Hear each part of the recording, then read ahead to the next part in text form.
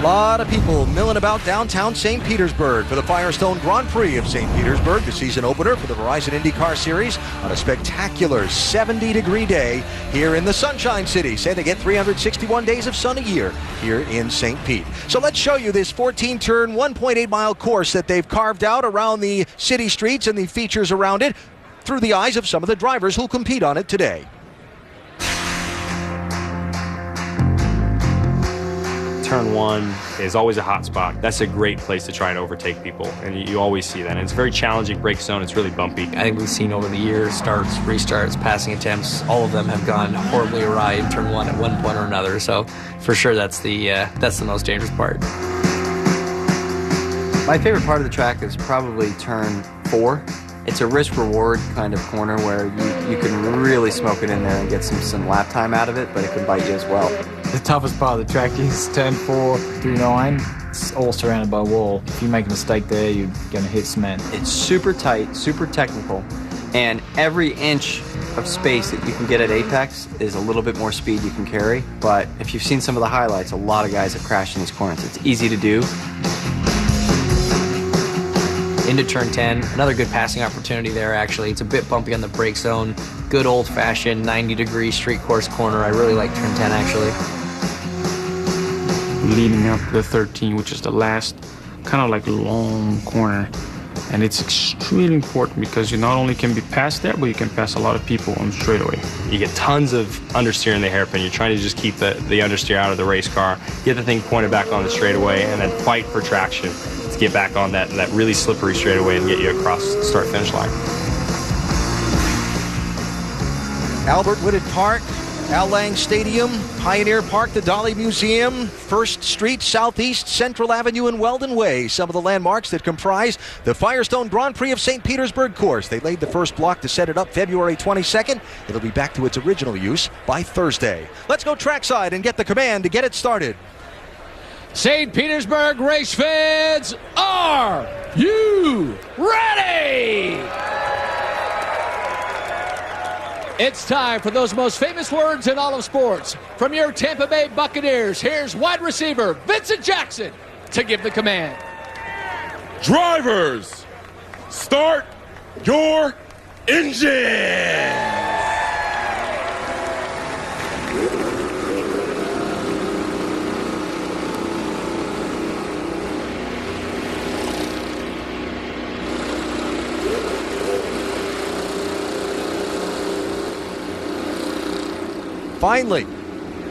Finally, ready to race here in St. Petersburg. So many of these drivers have waited so long to start their engines and get ready to go into the fight here in this inaugural race of 2015.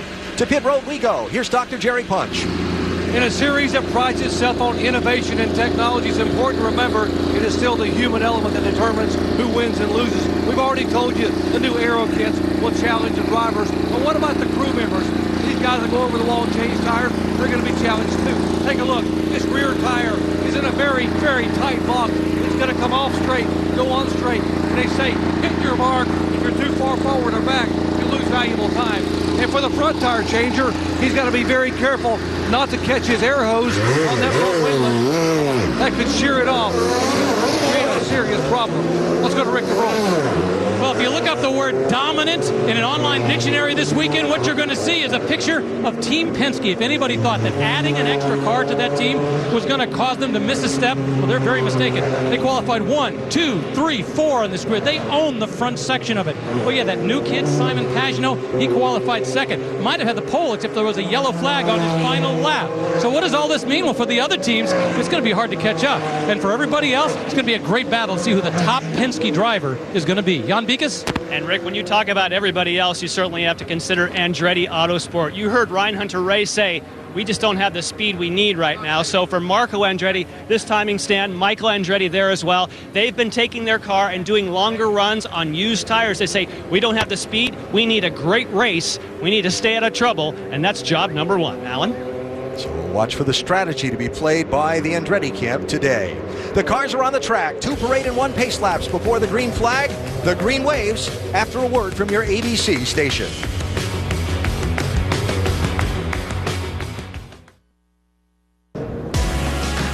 Cars working their way around the course for the Firestone Grand Prix of St. Petersburg, approaching the first green flag of the 2015 Verizon Indycar Series season. Got some great onboard views to take you through this course today. James Jakes back in the series this year, carrying our media tech on board. Rookie Sage Karam after his spectacular debut at the Brickyard last May as our Firestone on board. James Hinch, the Lucas Oil camera. Graham Rahal has our Clearplex on board.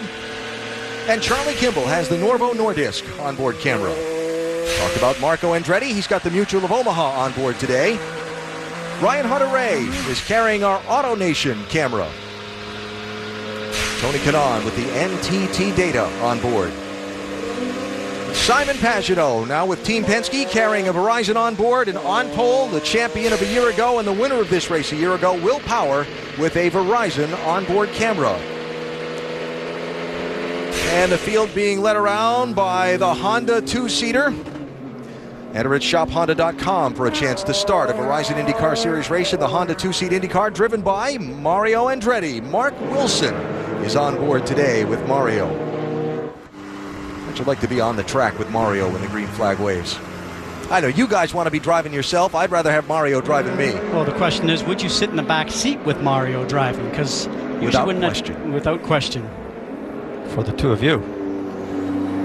And if you're looking for Spanish language commentary for today's broadcast, activate your SAP button. It's presented by ESPN Deportes.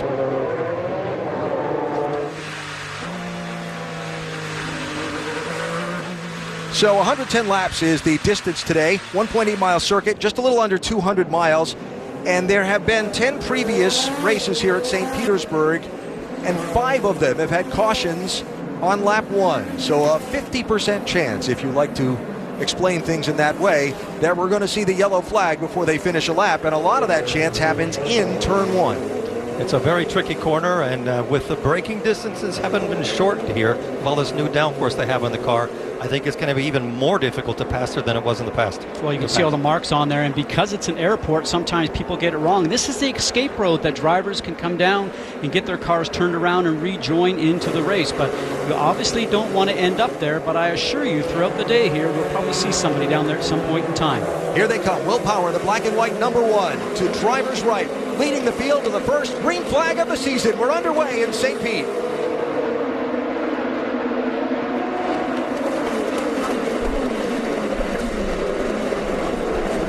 That's Hunter-Ray that overshoots.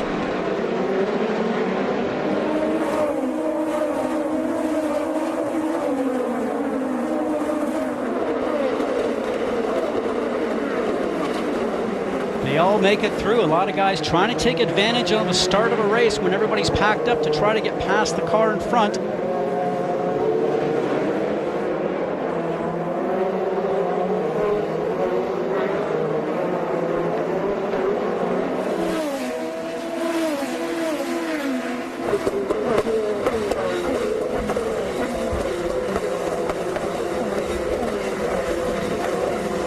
Graham Rahal with a move in the orange car, and now double wide behind. Now, when they come back around to this front stretch, there was contact on the initial start. One of those little winglets we showed you looked to me like off one of the Chevrolet cars, wound up bouncing around the track somewhere. Be curious to see if we can track down. You see one of the cars might have just hit it right there. Be curious to see who it might have come off of. And there's another piece at the exit of turn number 9. That might look like one of those rear wing or side flaps that are on one of the cars. On that part of the track, Scott, they were 3 abreast. To put it in perspective, we're running downtown St. Petersburg. There really isn't that much room. This is a lot of souvenirs that we're creating for the spectators. And there's the piece that looks to be on the front stretch right there, but it's interesting to me that everybody is starting to really get excited here because you've been out of a car for so long, and that looks like it's definitely one of the Chevrolet pieces that attaches to the outside of the wing. Yeah, that's the piece that Alan was talking about. I talked to one of the Foyt engineers, and he said that you don't really lose that much with that front piece. Just watching the cars come through here to see if we can see who some of that might have come off of. As they got really jammed up on the initial start. I counted 5 wide at one point on the run down the runway. Here's one of the Hondas missing a left front piece. Is that Hawksworth in the 41? It is. Yes. Well, that's more damage than just that one piece. Yeah, that'll definitely change the handling characteristics of the car. We talked about with many people that this could turn out to be an event where the safety crew, that you can see them right there, the Homaltro crew, having to pick up a lot of pieces of debris from the cars if they actually start to do some bumping. We've already seen that, Eddie. And the problem we have here is that these pieces came very late and they don't have that many spares. So he has one more spare, I believe, to go on. If it happens again, he's got to go back to he'll have to go back to the old bodywork. So that lap 1 caution trend is intact. Make that 6 out of 11 in this race. And there again, that's one of those uprights from the front wing of one of the Chevrolets. And when they first dropped the green flag and they fanned out back in the pack, I saw that come bouncing off one of the cars. So somebody making a move to avoid somebody else or pull out and try and pass, and mistimed it a little bit and clipped somebody else. There's Hawksworth in for some damage. Rick? Yeah, Jack Hawksworth bringing it in. Very frustrating weekend for these guys. On Friday, Hawksworth was very fast, felt very good about it. Yesterday, they struggled. So as a result, they were having to make some big changes. Felt pretty good. Remember, the teammate is Takuma Sato, who is the top qualifying Honda. Now you see him having to change that wing, missing that left front section. They actually had to run down to Sato's pit to get that wing. Now they're piecing it back on. It doesn't take a lot of time when you think about the fact you're changing the front section of the bodywork, but it seems like an eternity when you're stuck here in the pits. Think about this. One of those new front wings cost between $18,000 and $20,000. So, description of lap 1, expensive. Not as expensive as some we've seen here in the past at St. We've seen cars go upside down. But expensive for some teams. So an early yellow for contact and debris scattered in 3 different places on the track. And the pace car is leading the early laps of this one.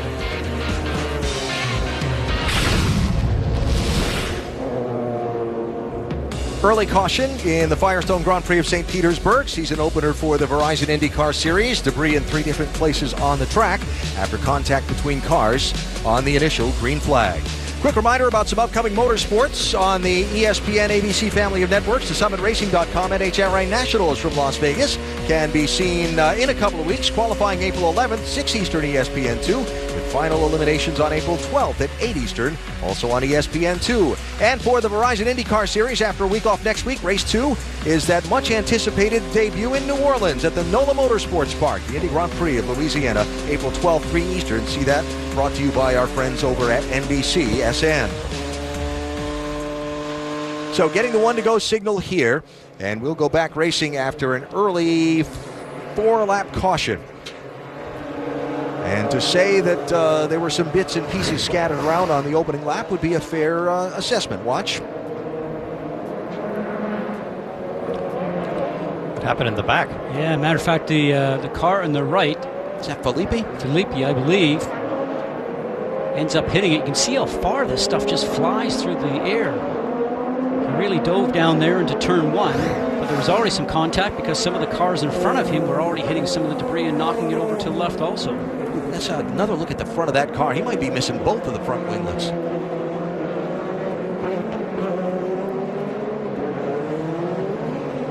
Yeah. Yes. All right, so Luca Filippi driving for the newly combined CFH team, missing both of those end plates on the front wings. Jan, got more on that? Yes, I do. You may remember if you saw the pre-race feature about the aero kits, those little pieces that are missing have the same effect on the front of the car as they do the rear. So the teams believe it won't change the balance. But he won't, for Luca Filippi, he won't be quite as fast, but he will not have to come onto pit road and get a wing change, although they're preparing one just in case. Well, and you saw on the left front part of that wing also, Jan, that it looks like the wing has actually been damaged because it seems to be flapping just a small amount. If it stays like that, not a problem, but it could disintegrate as he continues to run. Base cars off. Will Power, Elio Castroneves, Simon Pagenaud, Takuma Sato, and Juan Pablo Montoya, the front 5. Watch Sato here.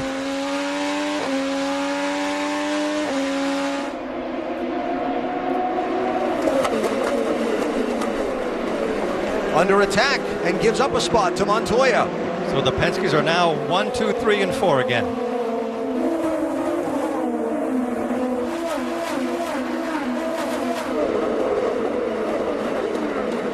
Bourdais with a move to the inside of Kanaan.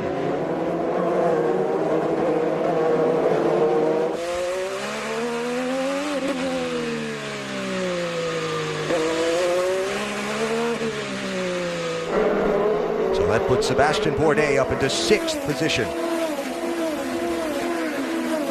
With a very fast left-hand kink on the run down to turn 10. Another bumpy section here. Marco Andretti with a little slide under braking. That's what we call the most important turn here, guys. If you can get close to the guy that's in front of you, get a good run out of the turn, out of 14, coming down the straight, that's a great opportunity to pass going into turn 1. The willpower has started pulling away.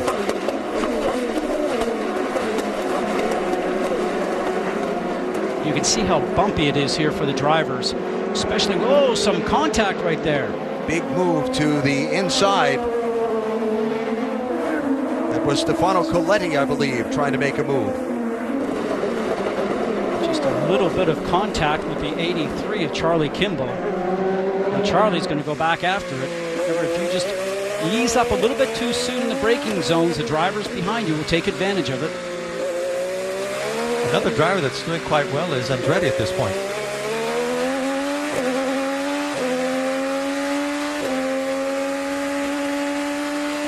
So Ryder Bar, along with Charlie Kimball, you can see how quickly you get going up through here. And we take a left-hand turn on Dan Weldon Way, go through this very fast chicane into turns 13 and 14.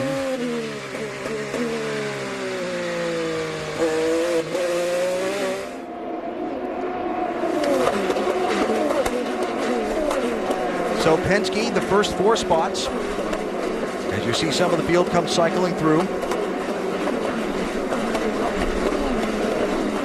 And then back to Hawksworth after the wing change, and Hawksworth all the way back in 21st place. Of course, Hawksworth really made a splash in this series a year ago. This race, driving for Brian Herta Autosport at that time, made a spectacular drive, had a chance for a great finish, then had some things go wrong toward the end of the race, but has taken that rookie promise now into an opportunity with A.J. Foyt Racing to expand to a second car. And he needs results. There's not that much pressure on him. There's a lot less pressure on him than there is on Sato, but he needs to start racking up those points. And they're looking at him as a guy for down the road because he's so young. He has the opportunity to learn here when you've got an experienced driver on the team like Takuma Sato.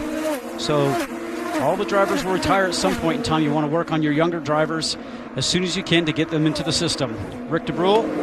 Well, you have to understand that Jack Hawksworth really knows this track well. He won here twice in Pro Mazda. He won here once in Indy Light. If there's a track that a driver has to make up time on, this is where Jack Hawksworth wants to do it. Now, I mentioned the fact that on Friday he was relatively quick and had a horrible Saturday. Originally, they thought something was broken. They ended up managing to dial everything back to where they thought it was supposed to be, similar to a Sato setup, and they were sending him back out with much higher hopes today, but obviously you can see how he's been set back.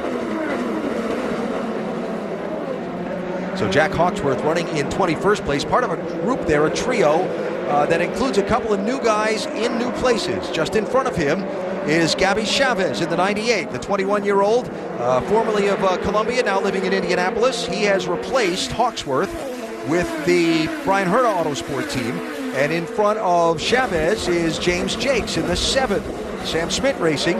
He has come back to the series after a year away, Jakes has, and filled the seat vacated by Michaela Loshin, who has gone back to race overseas. And we talked about this before. Very talented driver when he ran with Ray Hall, and he was out there qualifying well, finishing well, but when you take a year off, Eddie, and you understand this all the time, it's tough to come back and expect to be right back on pace. It's going to take him a few races into the season before he can expect to have himself back up there. But when you're in that position, the most important thing you can do is finish every lap that you are on. It's, as long as you get miles, you'll be better off the next time you get in the car, but the worst thing you can do is to get caught up in an accident. And Power continues to extend his lead over Castroneves. It's now 2.7 seconds. Good little dogfight here. Scott Dixon in the 9 trying to hold off Graham Rahal in the 15. This is for 10th and 11th. Rahal was quite quick in the morning warm-up at noontime today. We'll still call it the morning warm-up, won't we? You won't chastise me for that? But Rahal was running the red tires. New to IndyCar racing, the 2 tire combinations. The black sidewall tires are what they call the primary tire, and the red sidewall tire, the alternate tire, a little bit softer in compound. They'll be faster for a while, but they'll give up more quickly. They're supposed to give up on that last third of your full tank run, but let's remember that Rahal won this race, so if he can get a car under him that is consistent he should be able to work his way up to the front. They're running right behind Marco Andretti in that yellow 27. So that for 9th, 10th, and 11th. Up front, Will Power. Won this race a year ago. Went on to win the series championship for the first time. Won pole on qualifying yesterday afternoon, and he has led every lap so far, but we're still very early in the Grand Prix of St. Petersburg.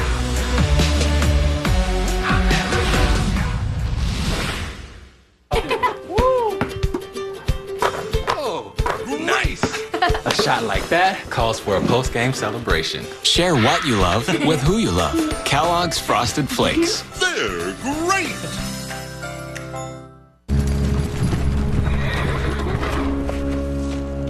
I bring the gift of the Name Your Price tool to help you find a price that fits your budget.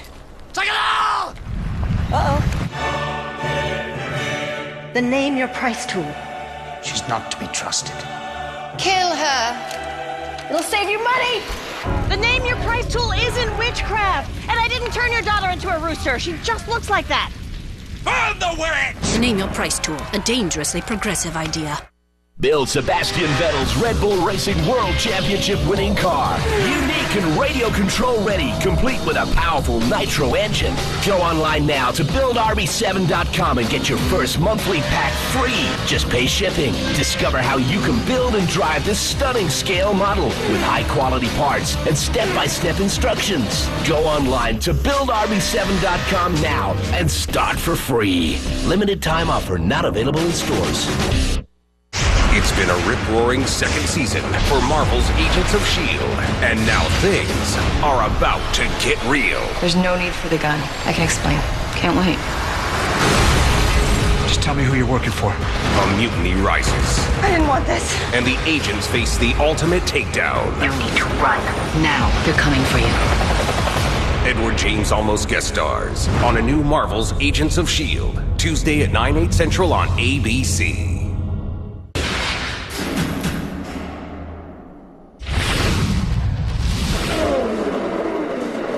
Early in the Firestone Grand Prix of St. Petersburg, season opener for the Verizon Indycar Series. Downtown St. Petersburg, Florida. Will Power is the race leader. Team Penske cars, 4 entries in the race. They're running 1, 2, 3, and 4. You look at the running order coming across the top of your screen. You're watching the race from 9th on back. Marco Andretti, yellow 27. Scott Dixon, red 9. Graham Rahal, orange 15. 9, 10, and 11.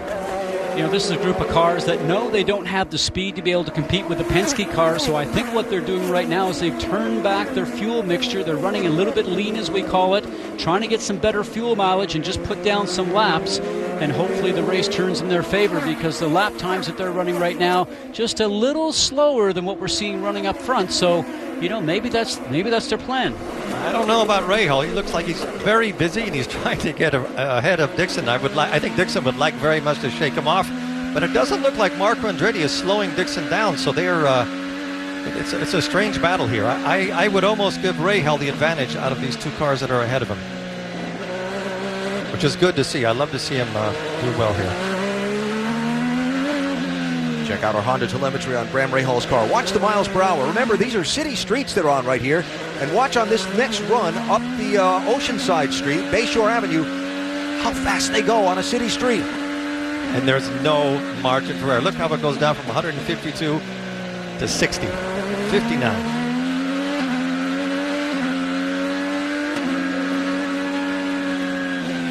Up along the marina, onto the runway at Albert Whitted Airport.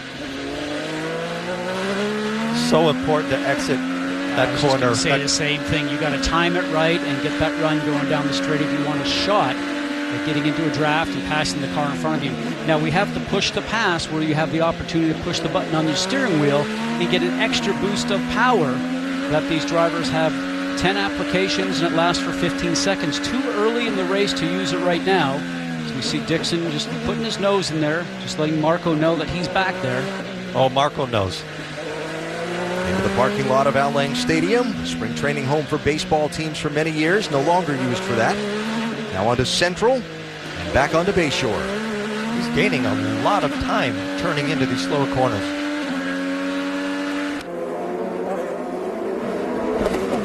Carlos Huertas has come down pit road. Last year, the first pit stops in this race happened on lap 14.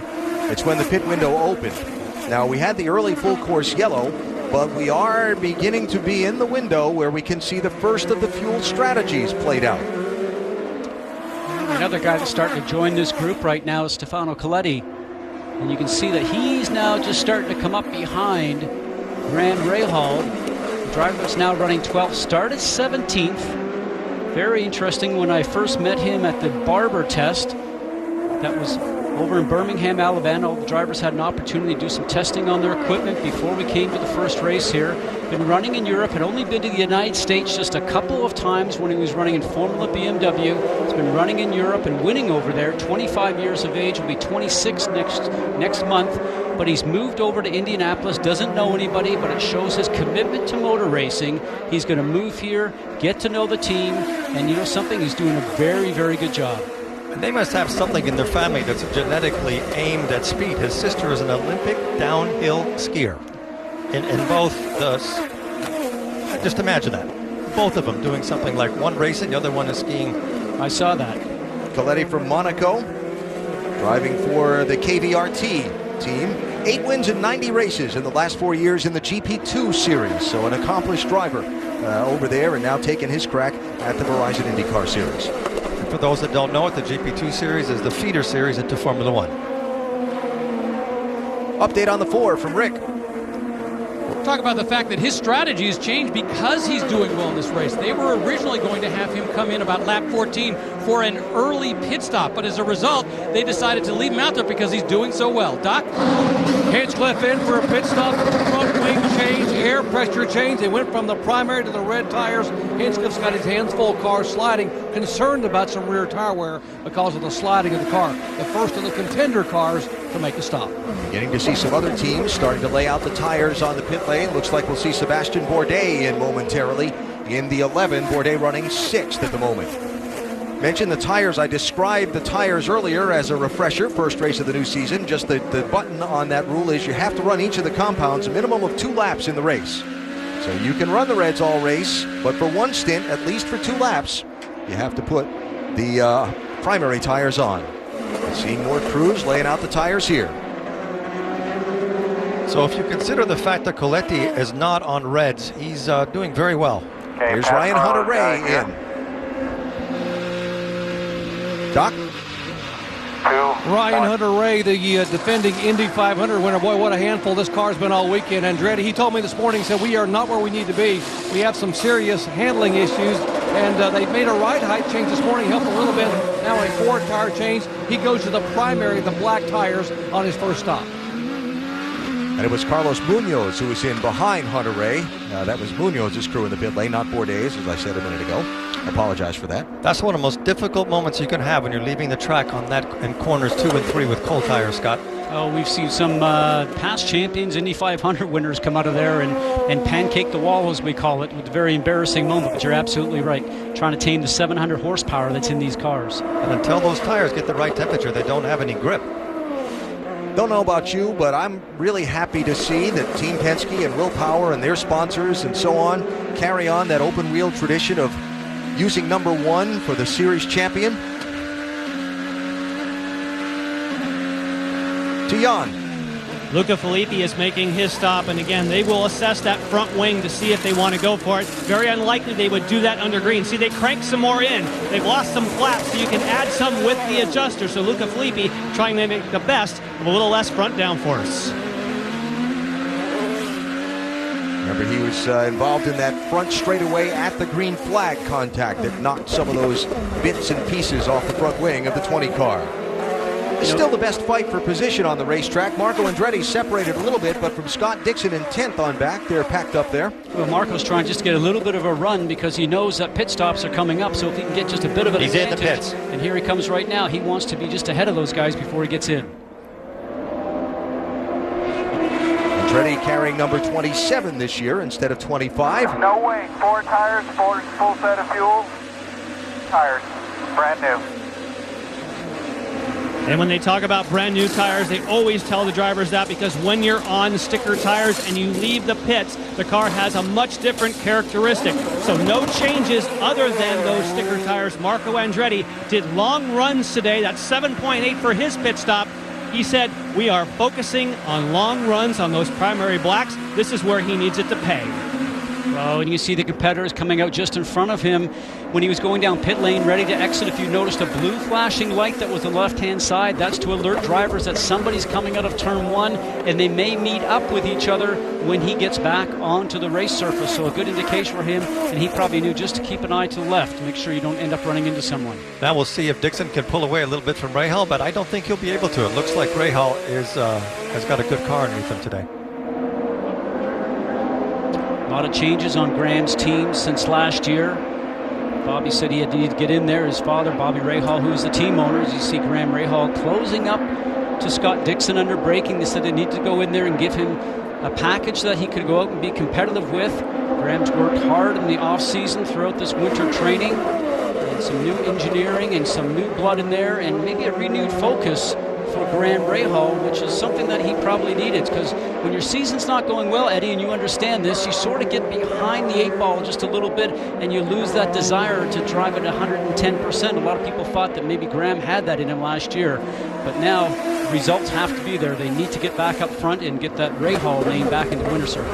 He is brilliant under braking and turning into the corners. He's gaining so much time on Dixon. Dixon might be in a fuel save mode, but just watch him under braking, how much he gains. Well, that's how Dixon saves fuel also. You remember, he's the one that they always say makes fuel. He drives a race car and his fuel numbers are better than anybody else, can generally get another lap over the other competitors, is because he goes in, he eases off the gas just a little sooner, but he rolls his speed through the center of the turn. Now, he knows that with Graham Rahal closing up in the center of the turn, what they call the apex, that Graham's not going to be able to pass him. So it's a brilliant move by Dixon, knowing he has the opportunity just to keep him behind there. That's a contact. Munoz 26.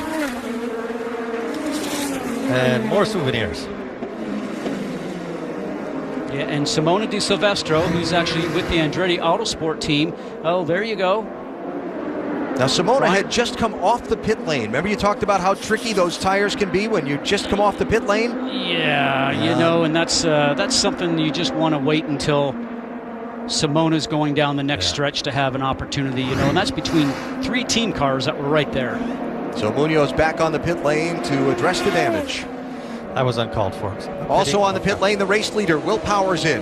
Castroneves is also in. Leader's pit stop. Doc? Will Power, no complaints whatsoever. Said he's going to actually cut back on fuel to save fuel. And they're going to put 4 tires on Blackwell. Helio Castroneves on the other end, so the car's gotten very, very loose. They were going to make an adjustment. He has also gone to the primary black tires and filled it up with fuel. That was a good move by the pit crew with Juan Pablo, and making sure he didn't drive out of his pit box. Doc? Here's Scott Dixon. You guys were exactly right. He was in a fuel-conserving mode, but also the car's been very neutral, in fact, a little bit loose, so he's had an oversteer, not been able to get the power down. So now they've come in to make a pit stop, and something's wrong. They've got an issue with the left rear tire and trying to be able to get the tire off the car. So a serious issue here under yellow for the 9 car of Scott Dixon.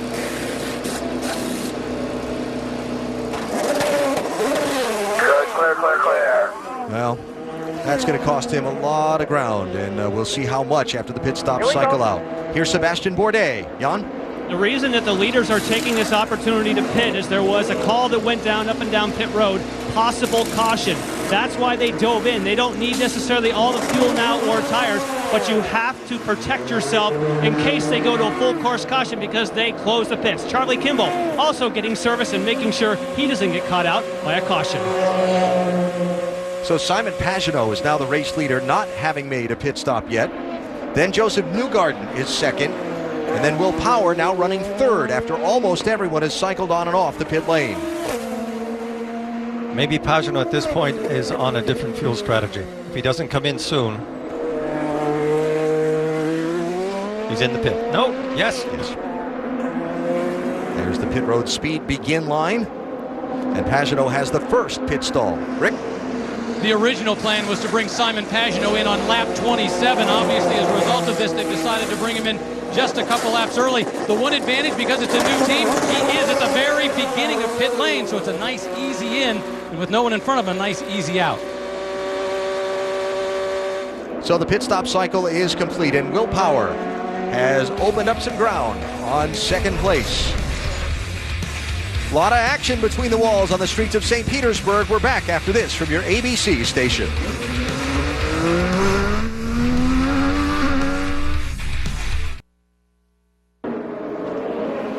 Back live, the Firestone Grand Prix of St. Petersburg has just gone under the yellow flag for the second time, and it's for the same reason as the first. Debris, contact between cars, scattering bits and pieces of wing and bodywork at various points around the course. Any of that will give you a puncture. Right through the tires. Remember, these tires are slick tires they use in the racing cars. There's another piece right there coming out of turns 14 going on the main stretch. The other stuff that we saw was from the collision between Carlos Munoz and his teammate Simona Di Silvestro, and I'm sure they'll have a conversation in the trailer a little bit later on because of that. Now, when you're out there racing and you come up to these pieces at speed, it's just a quick avoidance because you don't want to run over it, as you mentioned, Eddie, because you have the slick tires. It's not like our tires in our road car that have a little bit of groove and a little bit of depth there. If you run over something here, it'll puncture the tire very quickly. What I don't understand is why do they wait so many laps to call the yellow? You can see all the damage on the front wing, Carlos Munoz car, and let's check in with Jan.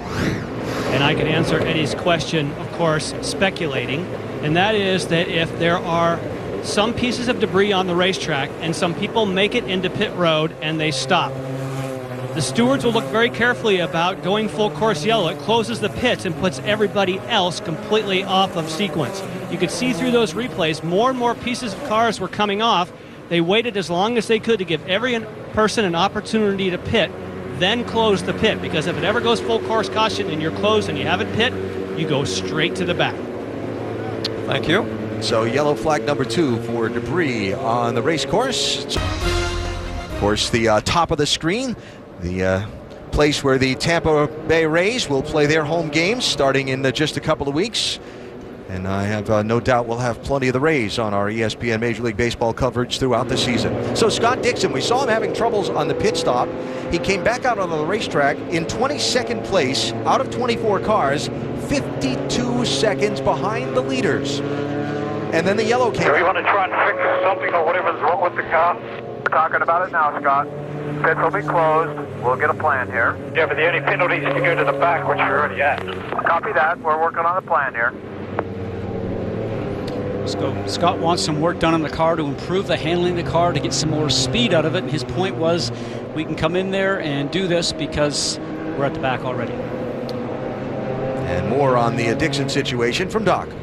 Well, the problem originally, Alan, was an air jack failure in the back of the car. That's what left them on pit road all this long. They had to actually get a manual jack and manually jack up the car to get the left and right rear tires off. And, of course, right now there's no way. They don't think they can fix the air jack. They may have to manually jack the car the rest of the race for the next 2 stops. That's one of the problems. Scott's also saying that the brakes may be going away. And the car has had a significant oversteer. He's been saving fuel, and the car would not be able to get the power down because it was spinning up off the corner. So a multitude of problems here early on for Scott Dixon. The only good news, the yellow now will give them a chance to come down pit road and take a look at it. You won't have that much time, Scott, will you? You can't fix all of that in the race. Well, and I get to think about conversations with Scott before. He said, this is just not a track that's ever been very kind to me, and he's never won here. Finished second, I think, 3 times, if I can recall. But, not one of your favorite tracks when you have difficulties coming to a facility like this all the time. One of the things that Dixon told us when we sat down with him here on the other day was that he felt like they needed to get off to a fast start. That's been one of the weaknesses in their championship bids recently, was a slow start to the season. And so far today, this is not the way that they had hoped for this first race of the year to go. He's in the pits, and they've shuffled a lot of their engineering around inside of the team too, so he's off to a fast start. Pit down here. We'll stop right down there on the board. Flares out. Guys are ready.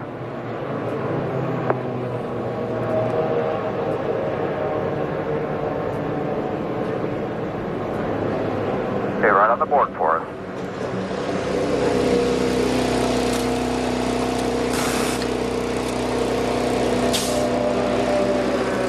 Well, jack is still not working.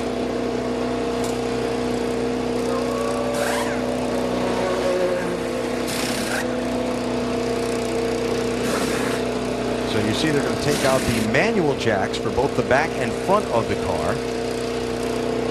If we fast forward now, Alan, the first time they have a green stop there, you will lose 10 seconds doing it this way. Just see what they can see to try and free up maybe a piece of debris. Clobbered that the built-in jack at the back of the car. They'll certainly try and diagnose it. Hold on. So there's not as much urgency because we're under yellow right now, so they get a chance to take their time, maybe see if there's something that they can repair there for the next time, as you mentioned. So Scott Dixon, former series champion, in trouble in the season opener for 2015. Caution out in the Firestone Grand Prix of St. Petersburg.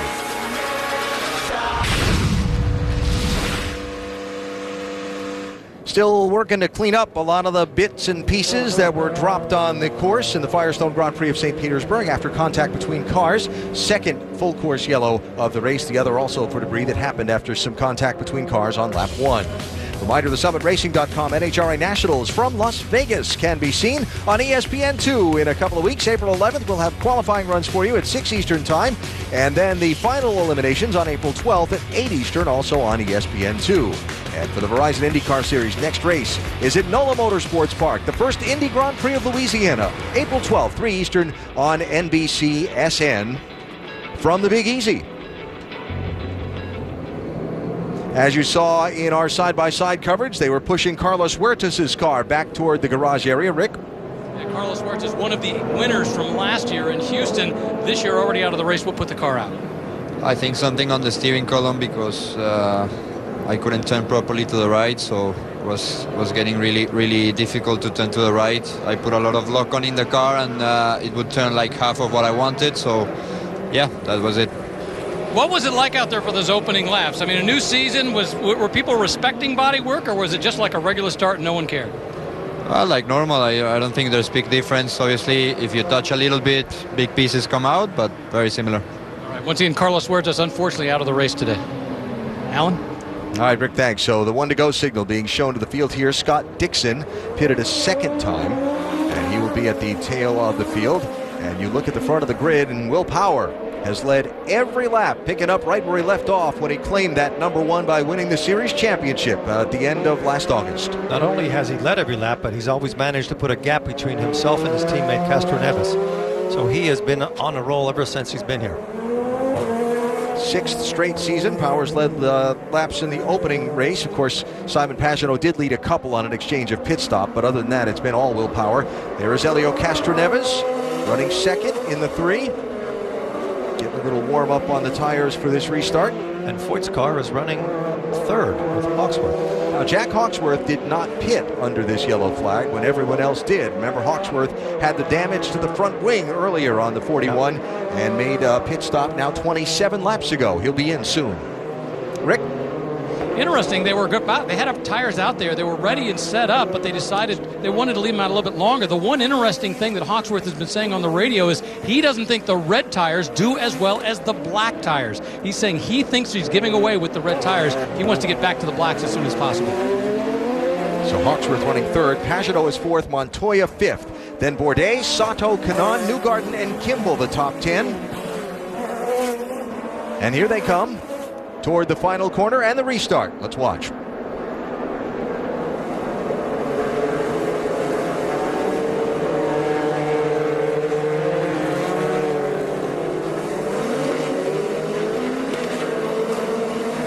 Green.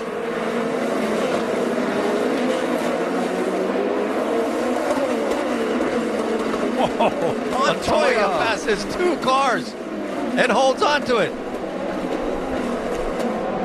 One of them was his teammate. I think that was definitely use of the push to pass, the button on the steering wheel to give you a little bit of extra horsepower. He took advantage of it because everybody's all clustered together. Here comes Tony Kanaan rifling up the inside, doing a very nice job as you would expect him to do because he's the master of that on restarts. He is definitely the first lap king. Boys, this track is not wide enough to go around 2 abreast in some of these turns. And they're still doing it. Joseph Newgarden in the 67 car. Graham Rahal still pushing hard. Right behind the 11 of Sebastian Bourdais. And see the back end kick out there? Oh, contact back there. More bits and pieces flying. These are bigger pieces than before.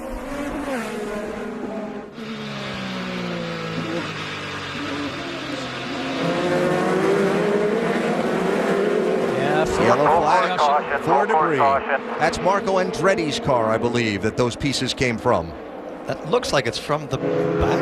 Next off in front of me. No, that's the front wing. Yep.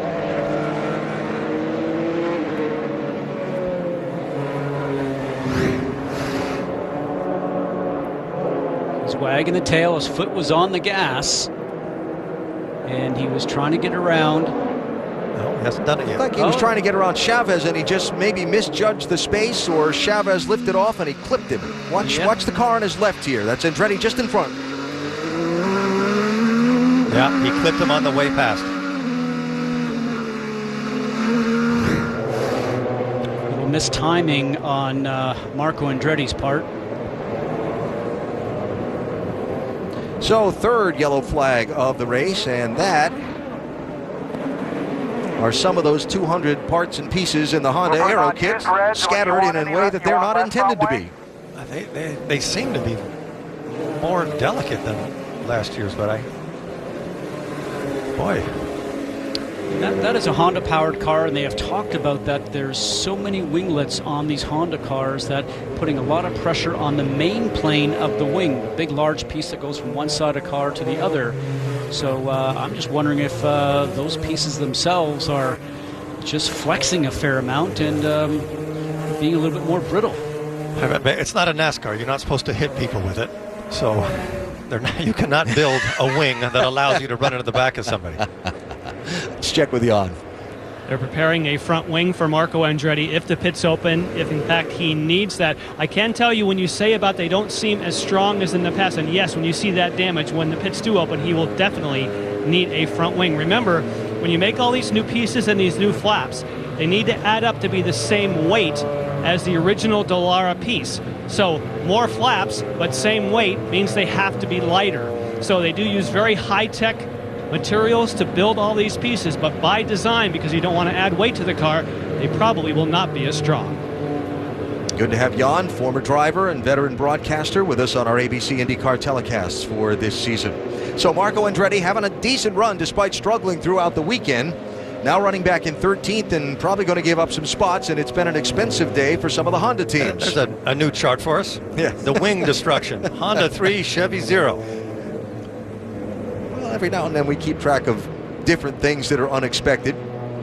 As we mentioned, the wings are $18,000 to $20,000 for the complete wing up front, so obviously costing a little bit of money to these teams here today. So third full course yellow of the race here at St. Petersburg. And again, most of the leaders were just on pit road, not all that many green flag laps ago. So the real question becomes, when do we see Jack Hawksworth give up fifth spot to pit, and Marco Andretti and any of the others that took some damage in that last contact, do we see them give up some track position and come in for repairs? Andretti's team is out in the pit lane, so expect to see him in just a moment. Look at the crowd here. Full house. Great event, beautiful day. Community really out in support of this event. Big effort by local businesses to be involved. Also, the checkered flag pennants and banners hanging everywhere in the shops and restaurants. And of course, with all respect to those of you, like some of my friends in New England, who reported to me by phone this morning that you got 2 inches of snow overnight. It's a beautiful 70 degrees here in St. Petersburg, Florida today. And Eddie, you drove Formula One cars, ran at Monaco. You said the other day that this was a little bit like the Monaco setting. So this is Florida's version of Monte Carlo. Rick? Jack Hawksworth brings the car in. They're going to do a half turn of front wing. Important to point out, they change it differently. See how he reaches up? They change it slightly differently. It's a smaller little setup than they used to have. They make the change, and he's gone. Jan? Marco Andretti is now going to get his opportunity to get the front nose changed. Under caution, as we've talked about before, you don't have to be frantic. You just need to work your way through, not make any mistakes. He knows he's going to drop to the back of the order. Be sure that it's all seated properly. Now remember, His teammates, Carlos Munoz as an example, has also lost a nose front wing assembly. This team, if they have any more contact, will be running out of spares. Definitely something to be watching as we run through what is still the majority of the Firestone Grand Prix of St. Petersburg. 35 complete, 75 to go. So ready for the restart here at St. Pete. You saw during our side-by-side coverage, Takuma Sato had to come in and give up 5th place to get a wing change. Damage to the front of that 14 car. He's back in 20th place as we come around to get the green flag again. Will Power, the race leader. Castroneves second. Montoya really brave on that last restart. The red and white car in 3rd with Pagano 4th. And now Tony Kanaan in 5th. We'll see who makes the moves into turn 1 here. Green.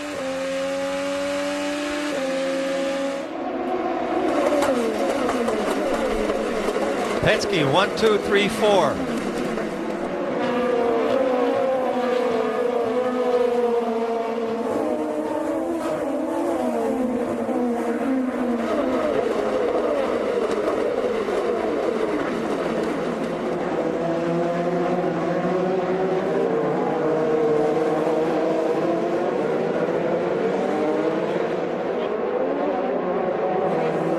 Montoya's looking very strong. If he gets his confidence up, he's a car to watch. A car not the one that you do not want having behind you. Remember a year ago, Juan Pablo Montoya, in the words of his team owner Roger Penske, was a frustrated duck trying to figure out the cars and the way that they've changed since he last drove open wheel cars. But after finishing last season with 3 straight top 5 finishes, Roger says Juan Pablo has entered this season full of confidence and he's going to be hard to handle. This is not the same Montoya we saw last year. He has every intention of getting past Helio Castroneves. More on Montoya from Doc. Before climbing in the car, Juan told me, I remember this race a year ago. I was the new kid on the block, the new driver for Penske. I played it conservative. The learning curve was steep. I'm not being conservative today. I'm here to win this race. He said the streets of Monaco were tight. This is an airport compared to that. I wanted Monaco, and I can win here today. A moment ago on the radio, he said, I'm good, the car's good, and I'm headed that way. All right, Doc, thanks. James Hinchcliffe in the 5 has some troubles. And there are more bits and pieces on the racetrack. Spoke with James this morning, and he's got a right rear flat, as you can see right there. Wondering if he actually ran over something, or maybe gave him the flat, or maybe touched the wall. Let's see. Chavez. There we go. Just enough to get to the sidewall of that right rear tire and deflate it. Looking on board now from Ryan Hunter-Reay's car. See everything happening up in front. All those little pieces flying around, it just takes one little needle of that to puncture a tire. And for Hinch, you got to feel bad because that contact happened in the last corner, and then he's just past the pit lane entry, and he's got to limp all the way around the racetrack after the tire goes down. And I talked to him this morning, and he said, you know something, we're off just a little bit. We're going to make some big changes for a warm-up. Hopefully get a race car that works better. And maybe didn't improve the car all that much, but unfortunately... No balance adjustment. Also, obviously, has a flat tire and losing a lot of time on the track. And there's still a lot of debris on the track. And there's no yellow. See the wing damage on Gabby Chavez in that 98 car. Now, he's not getting through the turns as quick as he can. And I'm sure that Scott Dixon has been alerted that his car is wounded, because when the front wing, and you can see debris coming off now that they're running over, when the front wing is broken like that, on Gabby's car, what ends up happening is the car is not going to turn as well and not as much front grip, and smartly comes into pits to change the front wing. And Andretti tries to pass Dixon on the outside. Okay, let's hit your mark.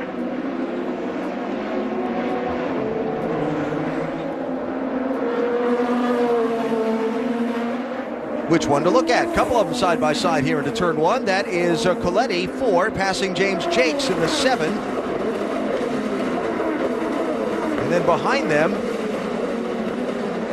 trying to fight his way back up through some of the traffic, Jack Hawksworth, Marco Andretti, and Scott Dixon. Remember, all 3 have had their troubles at various points in this race that sent them to the back of the field. I would keep my eye on Marco Andretti because he was running well before he had that problem, and he is really good at traffic. And he's probably really mad right now, too. Yeah, that extra bonus for us is that he's probably very angry right now.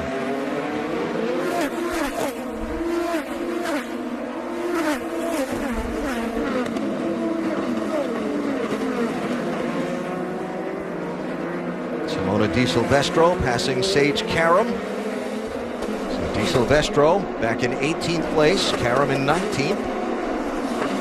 And Carlos Munoz with a look inside, but not able to stay inside of James Jakes. Jakes in the 7. And Munoz in the green and white car, and Scott Dixon right behind them in his familiar red colors.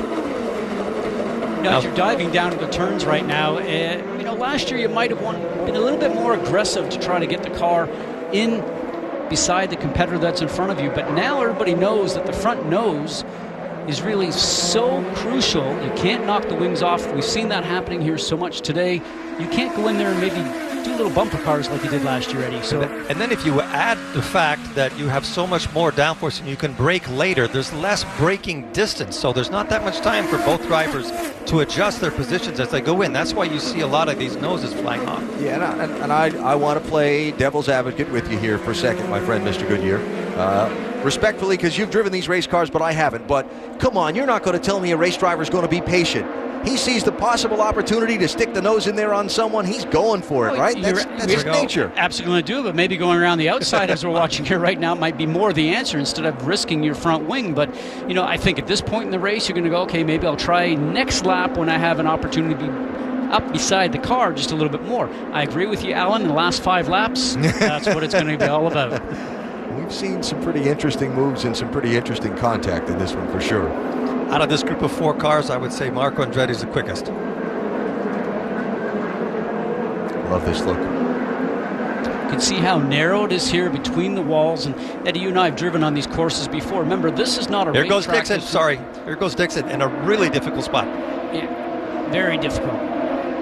Sorry, Scott. But just to add to this, this is city street, so there's a crown in the road to allow the water to drain off on both sides. So every time you go through that back section, turns 8 and 9, you're going up the crown, down the other side of the crown. You got to catch the car before it hits the wall. All that has to happen with you making sure you don't touch the wall. I think Andretti might tuck in behind. There we go.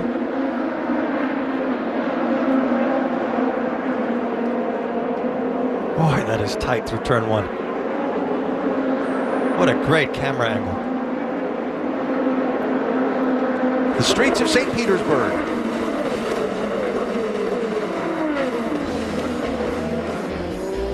Pretty good racing. A little bit back in the pack while Will Power is doing a lot of leading up front. We're back after this from your ABC station.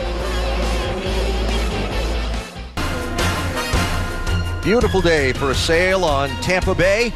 And right adjacent to the waters where that beautiful boat's having a cruise, the Firestone Grand Prix of St. Petersburg through the streets of downtown being led by Will Power. Power's led all but 2 laps of the 46 we've completed in the race. It's a Penske 1, 2, 3, 4 and a car off. Is that James Jakes in the 7? It is. Who has been struggling. And people have been working to get around him. And now it looks like there's been some contact between Simona Di Silvestro and James Jakes that has caused damage to Di Silvestro's car and left Jakes by the side of the road.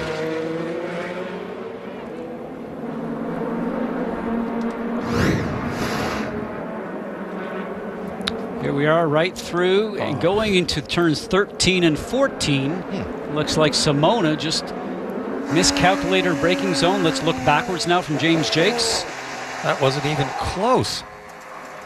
Well, I'm going to say this. James has been sliding back through the pack. Remember, he was the guy that Marco Andretti and Scott Dixon and so on were passing or bottled up behind when we went to the commercial break, the local ABC station break. And so he's obviously having difficulty with his car.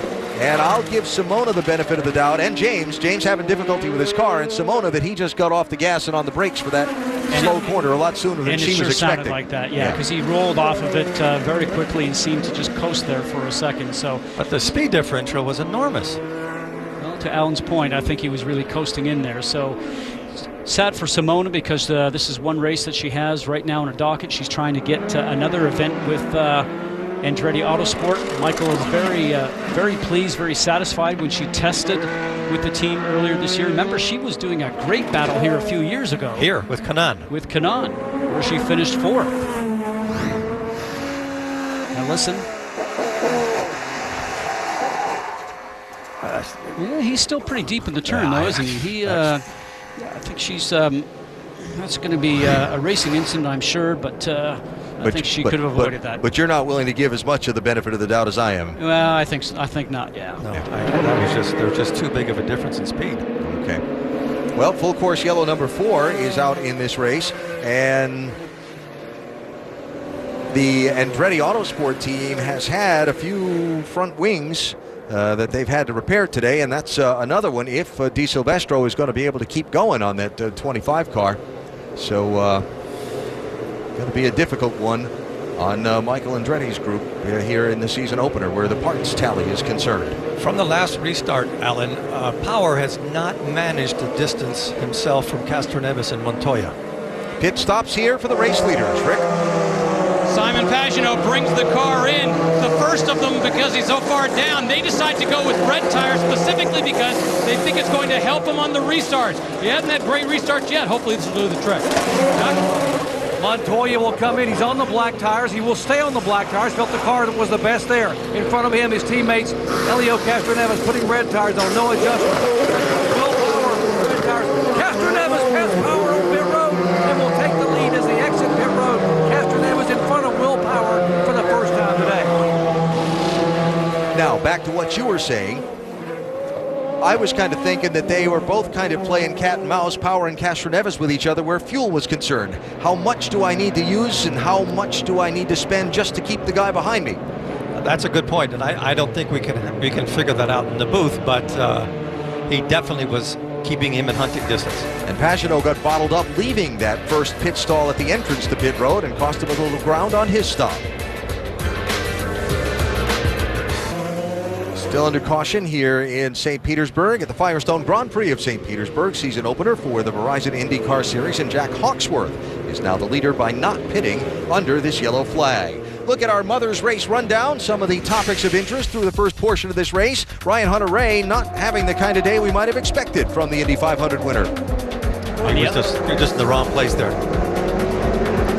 Hunter-Reay running back in 12th place and has not really been a challenger for a top 5 spot at all throughout the course of this event. In fact, he's been back in the middle of the soup much of the day, where there have been a lot of body parts shed on race cars. That would be the second topic of interest in this race rundown. Wings, winglets, wing bits, flickers and flaps and all the other nicknames they have for them. Scattered, smothered, and covered. You got it. To take your favorite Waffle House term. Sounds like a hamburger. We've seen a lot of the bits and pieces of the new Aero kits, Chevrolet and Honda, on these racetracks, and now James Jake's car being brought back to the pit area on the hook after the crash that caused this 4th yellow flag. That's such a bad way to start off the season.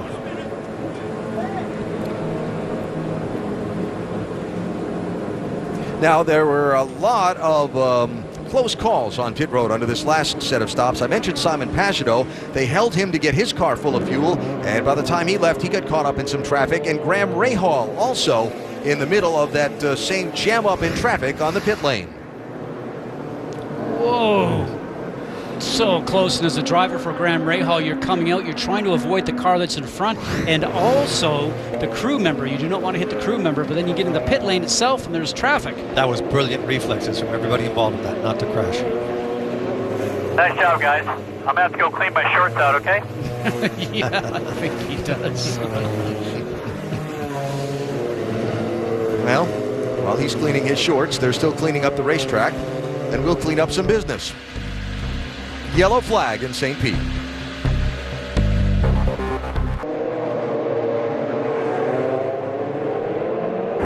If you win, you'll leave as a legend. Hunter-Reay almost clips the grass. He did it. What a gutsy move. 3 to go. What a pass. Castroneves the leader. Ryan Hunter-Reay to the outside of checker flag. Ryan Hunter-Reay wins the Indianapolis 500. less than 60 days away, and can't wait for the 99th running of the greatest spectacle in racing.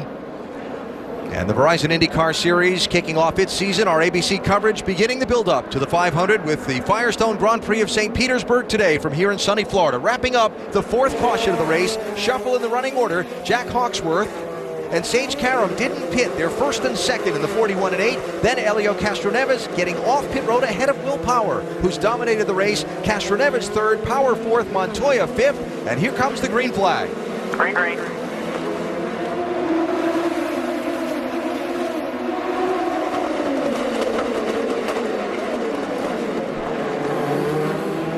Castroneves shuffle.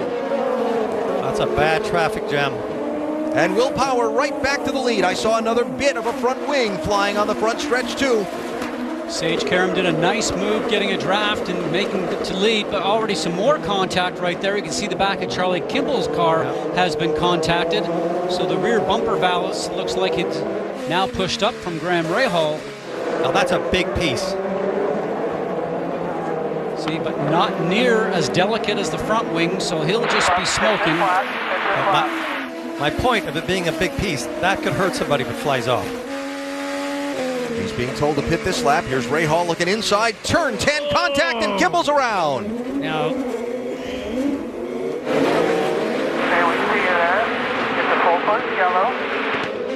you know, for Graham, you got to know that he's coming in the pit lane. And you have the opportunity to make an easy pass here instead of sticking your nose in there. I know he thinks that maybe Charlie's not going to be able to go underneath the brakes as well because his car is damaged, but sometimes patience with the race maybe not even being halfway through here, or just about halfway, doesn't need to be done like that. So that was an eventful lap. Started with two drivers who didn't pit being swarmed on the front stretch into turn one. Will Power cycles back to the lead. Castroneves is shuffled back to sixth. Then this on the run down to turn four. Well, the contact comes from the 22. Simon Pagenaud. Hit my front wing. Hit my front wing. I was expecting to see Simon Pagenaud farther up on this race, Scott. How about you? Well, he's so far down pit lane. It's the first pit box coming in, but let's look at this here right now.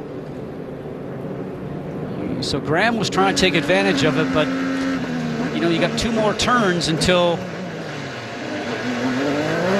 that the pit entrance would be where Charlie Kimball's going to go in. You can see his team owner, Charlie Kimball's team owner, Chip Ganassi, going,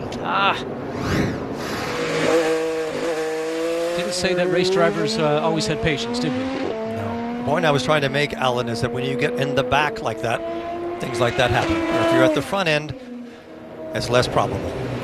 Well, I don't know. The front end was a pretty good mess there on that restart too. It's less probable, yes, but it sure happened on that one. And got a lot of cars now that are messed up, including Simon Pagenaud's. Oh yeah, I mean he's slow as hell, and then he decides to dive deep into the brake zone. I just touched him. Hopefully we can get away with the front wing here because it looks like it's flopping around a little. I didn't know what he was doing. He was like going so slow that he was going to let me by, and then all of a sudden he sped up.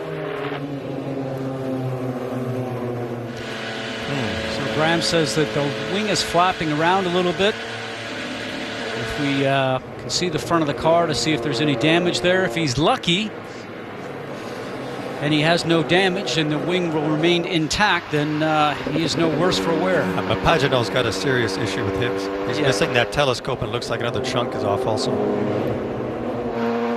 The problem is, what we've seen, Alan, is that you lose a piece, and then the whole rest of the wing starts to disintegrate as you go around. Yeah. So obviously they're engineered to all be tightened together.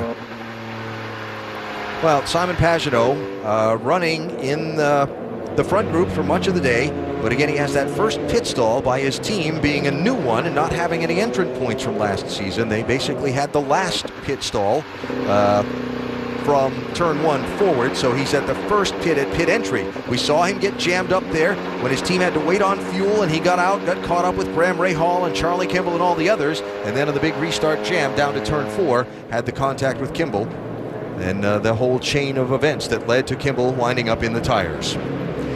Through all of that, You asked me during the commercial break how long I thought it would take for Will Power to get back to the lead. I told you 1 straightaway. You were right. Here it is. Perfect pass. And I think I'll pass those two while I'm at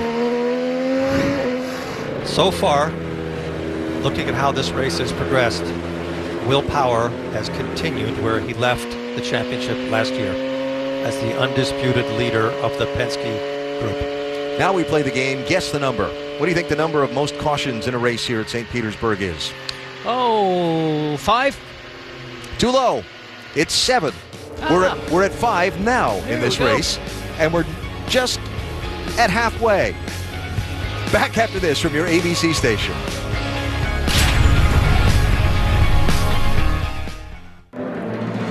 The Firestone Grand Prix of St. Petersburg for the Verizon Indycar Series along the shores of Tampa Bay. Under caution just past halfway after contact between cars sent Charlie Kimball around into the tire barrier at turn number 10. NBA those final positions in the NBA playoffs. Coming to the green flag, Will Power the race leader. Juan Pablo Montoya now second. Sage Karam third, Jack Hawksworth fourth, Tony Kanaan fifth, Helio Castroneves all the way back to 6th place. Watch Montoya right here. That's low gain. Another wing.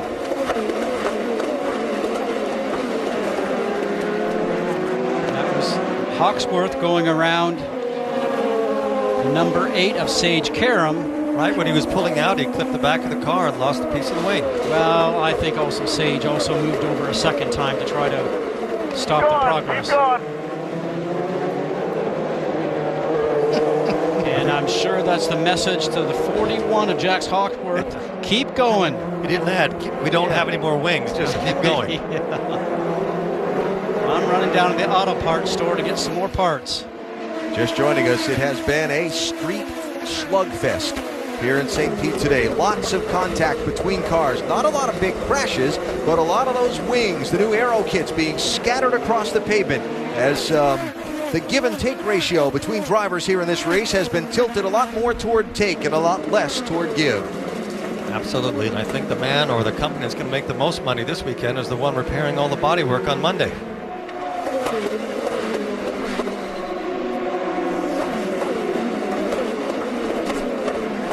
The 3 of Castroneves, who you saw got shuffled back. And let's look at the broken wings right now. Honda up to 7. Chevy just 1 so far.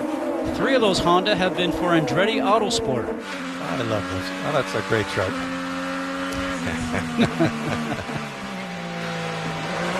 Marco Andretti, one of those who's had the broken wing earlier today, trying to take a spot away from Luca Filippi. I think he's driving one of the best races I have seen him drive in a long time. Marco? Yep. Yes.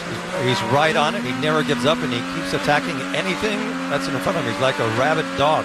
You know, and he said the other day when they took it off the trailer, it just wasn't compliant to the road. He just didn't have any grip. So, you know, you can get very frustrated as a driver, especially when you want to do well, especially at the very first race of the season, as we see another part on track right now. But give it to Marco. He's been very smart and keeps working with the team and getting a car underneath him that's just a little bit better than what it was when it rolled off the trailer. See the stripe flag from the starter stand showing that the oil or debris on the track, that's that end plate off the 41 of Hawksworth that came out in the contact with Sage Karam. That is a big piece of body work in the track.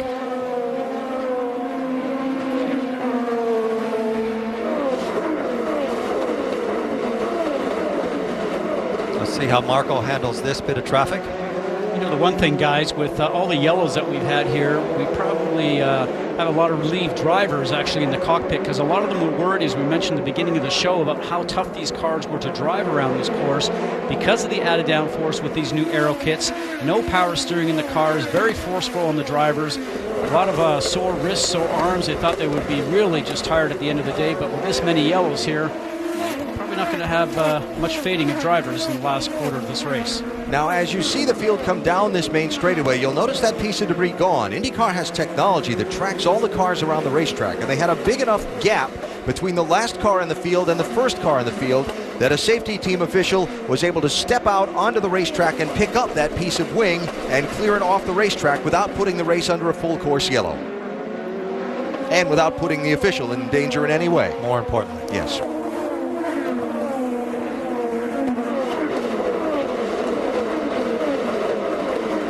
Bourdais 11, Hunter Ray, the yellow 28. This is for 9th and 10th. Right behind Simon Pagenaud. And there is Graham Rahal up in 7th at the head end of this group. Jan? Graham Rahal, with that incident that we saw with Charlie Kimball, there was a call across race control that incident is being reviewed. We have still not heard as to whether there'll be a penalty for Graham Rahal, but I can tell you for Simona Di Silvestro, with her contact a couple of corners later, she just had to do a drive-through just now, so they may be working their way up to Rahal. He's not clean yet as he goes for a move. Trying to get around Sage Karam in the 8th. And may I add, his front wing is flopping all over the place, so it's not handling right as it should be. I'll give it to Graham. Look at that, on the right-hand side. Great move, great determination, great timing to come out of 13 and 14 and make the pass perfectly. But I will also say I've seen a few times here with Sage Karam, he continues to move across the road, and I'm sure officials are going to start looking at his way of driving here. Officials have looked at the Graham Rahal incident. He will get a pass-through penalty for avoidable contact. So despite the move to get around Karam there, you should see the 15 coming through the pit lane shortly, which is going to take Graham from 6th place back into the field. Good call, I think. Well, I understand it is a good call because we talked about it before. Should have waited until Charlie Kimball was coming in the pit lane. They're calling you for avoidable contact and drive-through penalty. We're arguing with them right now. We clearly don't think that was your issue. Well, he's been advised. We'll see what happens. Pagenaud working on Karam. And again, Pagenaud missing that upright on the right front wing of his Chevy. And let's remember that Karam had an accident in testing before this race and hurt his wrist, so he's not 100% today. That's a great point, Eddie, especially at a course like here where it's so punishing on your body anyways, coming up through the steering wheel and then into your wrist, because when you're going over this bumpy circuit, and he does have a brace on his hand that he is wearing, and I asked him the other day about it. He says, you know, when I'm in the car, I don't feel the pain, but when I get out of the car, it's really, really bad. Those sort of things happen as a whisper of pain in the beginning, and by the end of the race, they're screaming at you. Watch Pagenaud at work here.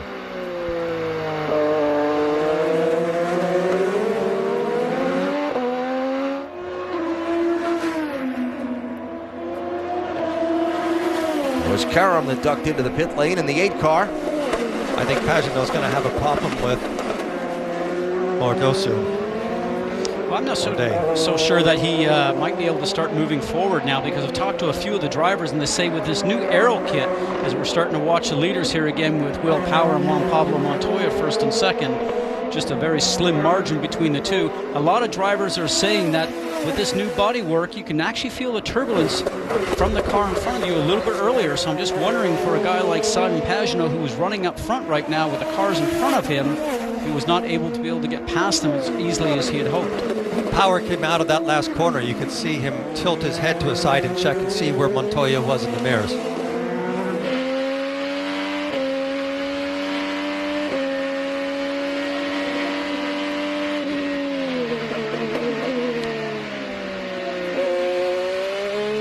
Watch the miles per hour gain here. Up towards turn 4. Graham Rahal serving the drive-through penalty for the avoidable contact on the left. Shame, one of his best races here he's had in a long, long time, having to serve the penalty. Watch the steering in your left-hand side of the screen for Will Power.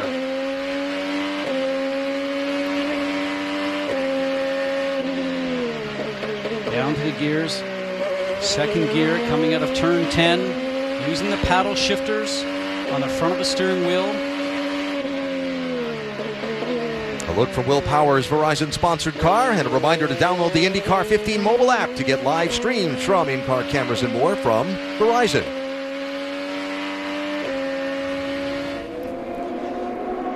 One and 2. cars 1 and 2, positions 1 and 2. Will Power won Pablo Montoya. Still 44 laps to go in the Firestone Grand Prix of St. Petersburg.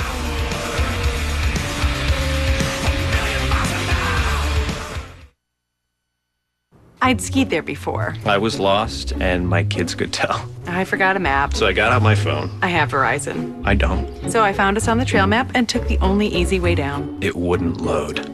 So I made a left turn into a double black diamond. I have never felt closer to them. I'd never felt more terrified. My son said thank you. My daughter fell into a creek. I'm not popular. Join us and save without settling. Verizon. Build Ayrton Senna's World Championship winning car. Go online now to buildsenna'smclaren.com and get your first monthly pack free. Discover how you can build this stunning scale model of the legendary Honda McLaren. Each month, receive a build guide with high-quality parts recreated to the original spec and a fascinating magazine celebrating the life of a sporting icon. Go online now to buildsenna'smclaren.com and start for free today. Holy cats! Has anybody else been experiencing a snail infestation? No? I'll tell you later. Polygons. Without them, no shapes. Without shapes, our world has no form. But you can use the polygonal search tool on thenewapartments.com to define the area in which you want to find your next apartment. Here, what if I lived in that area? Ooh, interesting. Change your apartment, change the world.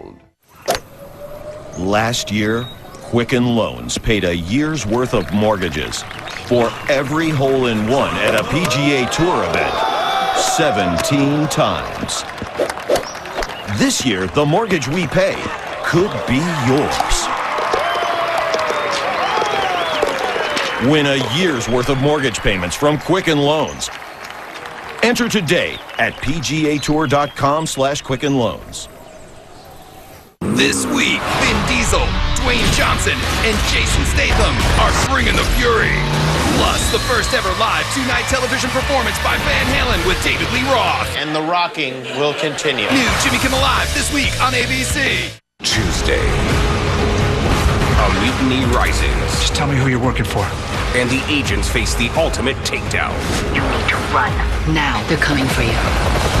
New Marvel's Agents of S.H.I.E.L.D. Tuesday on ABC.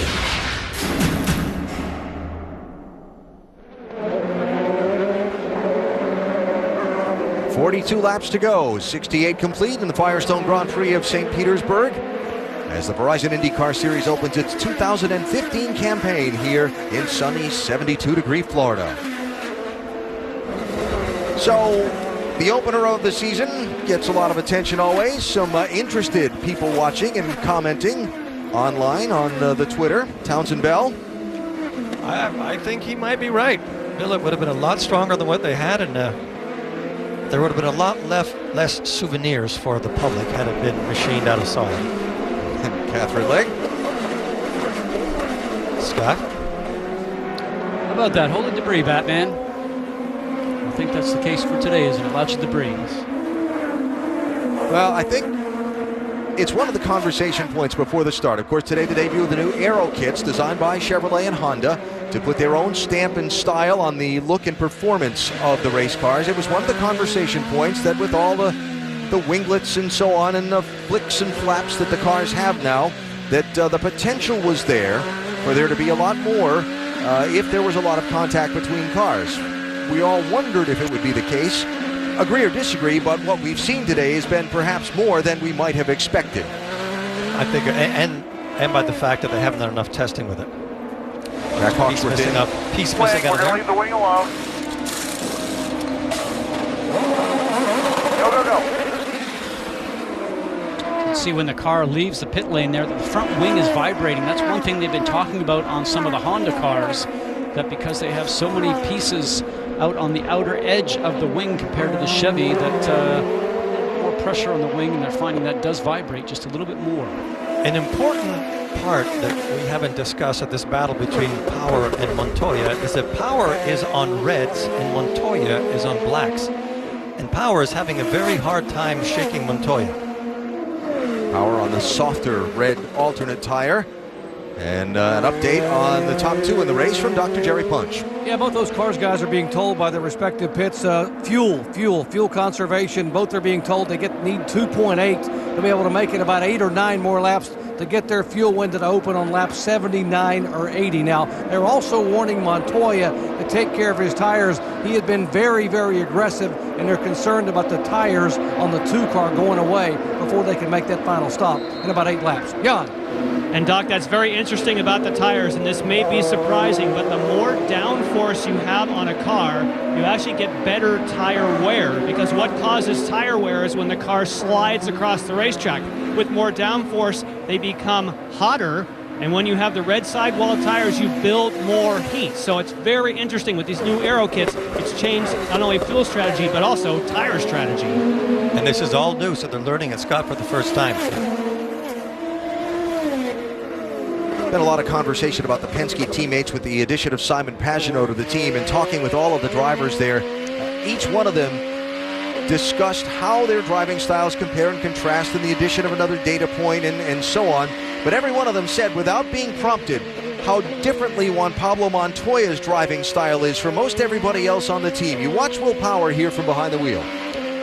Smooth and calculated, I guess we will call that, and all the drivers drive the cars very differently and hard into the turn. But they all said, as you're mentioning, Alan, that Juan Pablo seems to drive the car in deeper than some of the other guys, gets back on the gas maybe a little quicker, could be a little bit rougher, and sometimes is not as consistent as some of the other drivers, but they all say, but he goes fast. And that's the word that everyone mentioned, is he's a very seat-of-the-pants driver, and he adjusts in the car every lap and tries something different almost every lap, whereas some of the other guys are much more, this is my break point. Juan is, I'm going to try this, and I'm going to try that, and much more by the feel per lap. They want the car tuned to their style, and as you're saying, Juan doesn't mind adapting to what the car needs. So you mentioned, Eddie, that he is on the black primary tire right now, so maybe he's able to get more out of that tire than some of the other drivers were. I'll try to put it in a I couldn't understand what you guys were saying. I think he just throws it in a corner and works it out, regardless of what's going to happen. If the back slips out, he corrects. If it pushes, he corrects. It's just, he runs on pure talent and adrenaline. I think he's one of the funnest drivers I've ever seen drive in every category he's been in Formula One, in NASCAR, and here. And the speed he had in Formula One was astonishing. Montoya trying to chase down and stay with his teammate Will Power up to, as you heard Doc report a minute ago, that last pit stop, which they would be about 3 to 6 laps away from. So a break here. Penske with the top 2 spots. Will Power won, Pablo Montoya. Tony Kanaan is third at St. Pete.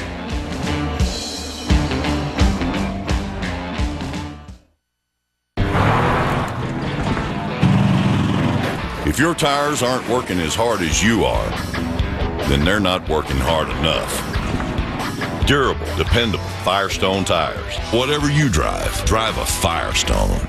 Yellow clouded headlights. They're unsightly and potentially dangerous. Mother's New Lens Headlight Renewal Kit uses patented Powerball technology to restore clarity and protect from future damage. It's easier, faster, better. For severe damage, the New Lens Kit now includes power sanding discs. No more sanding by hand.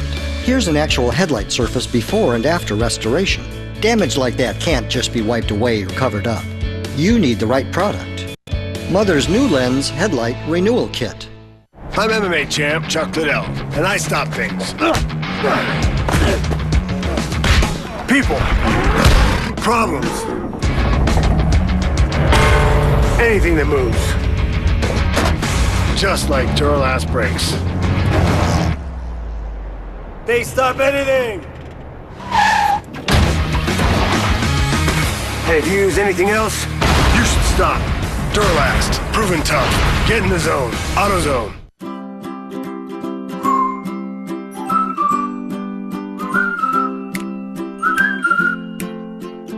Every time you fill up at Valero, you could save up to 8 cents a gallon, and that could give you some pretty nifty savings at the end of each month. All you have to do is use your convenient Valero credit card every time you fill up, and watch those dollars really add up. So don't miss out. Use your Valero credit card and start saving right away. Over and over. It's money in the tank. Oh, nice! A shot like that calls for a post-game celebration. Share what you love with who you love. Kellogg's Frosted Flakes. They're great!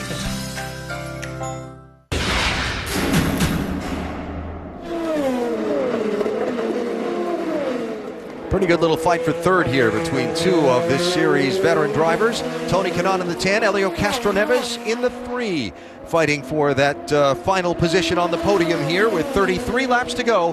Make it 34 laps to go, beg your pardon, in St. Pete. And they are 12 seconds behind Power and Montoya, but they're doing exactly the same lap times. Kanaan driving for Ganassi Racing. We ride with him.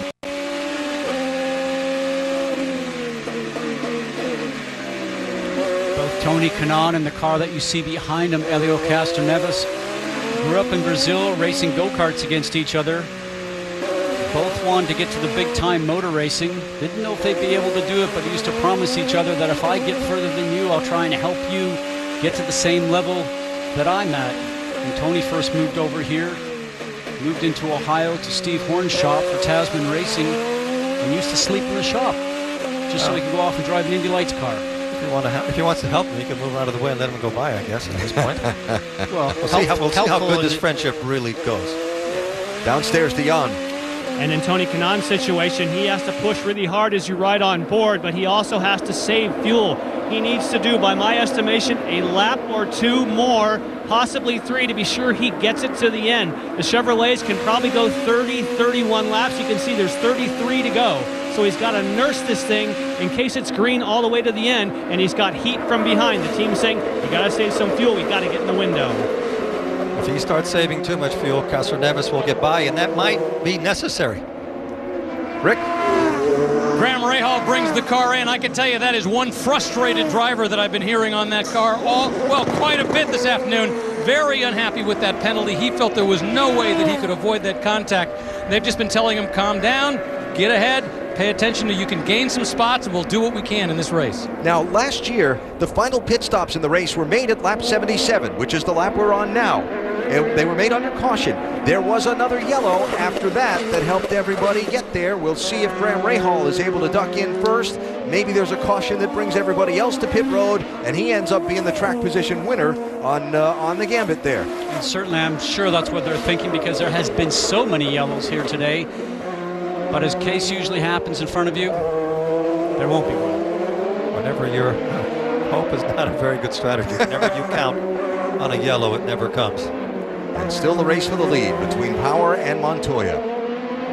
I think they've settled into what you said before, Alan, into a fuel-saving rhythm.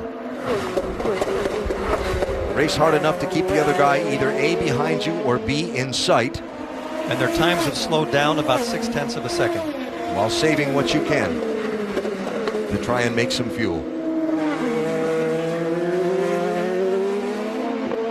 James Hinchcliffe on pit road for his stop.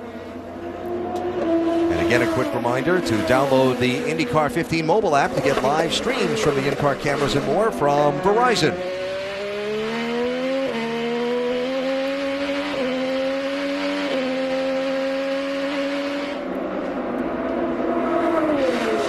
These two have 13 seconds on Tony Kanaan and Helio Castroneves. Simon Pagenaud still running 5th despite the damage to the right front wing. Ryan Hunter-Reay worked his way back into the top 10 after falling to 17th on the first lap. Doc? And they battled an amazing understeer for much of the weekend. Couldn't get the rear of the car stable on Friday. Got it fixed. Had a huge understeer yesterday and this morning. In spite of that, had trouble getting the car to turn in turn 1. They have been able to salvage possibly a top 5 finish. Final pit stop for Ryan Hunter-Reay. He's away.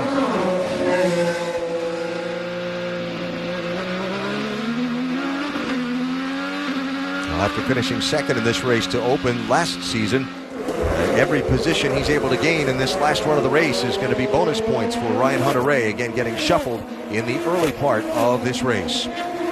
He is a driver that never gives up. 5th place here, Pagenaud, the yellow and white 22, and Sebastian Bourdais, who of course originally from France but has lived in St. Petersburg, Florida for many years, has never had much luck in his hometown race. Speaking with Sebastian yesterday, he said that his team's story from last season was we had pace but no luck, no results. This year they hope to maintain the pace and get the results to go with it. He said our strength that we showed last year was when we're off, we seem to find the solution fairly quickly. Well, they went to Sebring Raceway earlier this week to do some testing before coming here. And everything they tried at Sebring that they thought would help them here at St. Pete didn't work a bit when practice opened here on Friday, and they had to completely start all over again. Did they try the opposite? Well, what they tried gained them some pace, and he had a solid starting spot in qualifying run, and he's been right around, I'll say 5th to 8th for most of this race in that 11 car. I think he's had a great race today, and he's definitely trying to find a way to get around Pagenaud. Gaining a little bit under braking. Here's Montoya, first of the front runners to make a pit stop. Doc? Worried he may have used a little more fuel than his teammates, and he comes in a lap earlier. He will go to sticker red tires, a softer tire. He's been very fast on the primary compound, the black. Could he be even faster on the reds? Simon Pagenaud brings the car in, not the race he wanted, a few incidents that have brought him back, but a nice clean stop. He should be good to go without any fuel saving for the rest of this race. Lots of others on the pit lane here. Luca Filippi, Marco Andretti. There's Andretti, Jan. Yes, and Marco Andretti as well as some others. Luca Filippi also taking service. This is the part where you want to have enough fuel. That's why they waited. You heard some of the other reports. You want to take this stop with enough fuel that you can go for it, not have to save fuel. Doc? Here's the 9 car in, the target car in, getting service. It'll be normal service. Remember the problem with the air jack and having to manually jack up the back of the car. The left rear jack delayed in getting up off the ground. And now, of course, the problem with getting the car down. Here is the leader, the pole sitter, Will Power, who has dominated today. It will be sticker red tires for Power. The last time they pitted, they had a problem with the right rear wheel nut. The nut would not go on. They had to hit it twice. He lost the lead to Castroneves. All 4 tires are on. The nuts are tight. Got it full of fuel. And he's away.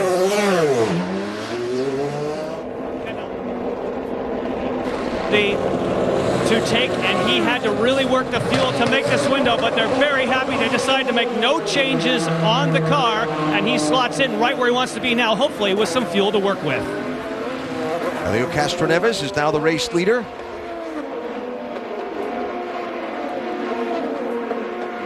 It's Carlos Munoz down and away. He's had some difficulties today, had to replace a front wing.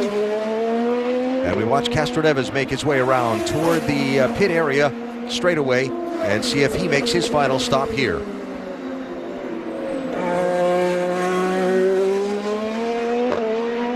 There's Castroneves into pit. He was wasting no time getting in the pits. By the way, behind them, Montoya got out ahead of Will Power. We'll see how Castroneves blends in here. They should go by him because he was almost 13 seconds behind Power and Montoya before the cycle started. Doc? It is the captain himself, Roger Penske, who calls Castroneves on. Now, he has basically held the reins back on Castroneves much of the day, opting to save fuel. That will not be the case now. Tires going on Castroneves. They will turn him loose here in this final stint. Elio says, I saved my best for last, and now it's last, and I got to go. This outlap is so important on this last stint. It's out just ahead of Bourdais and Pagenaud.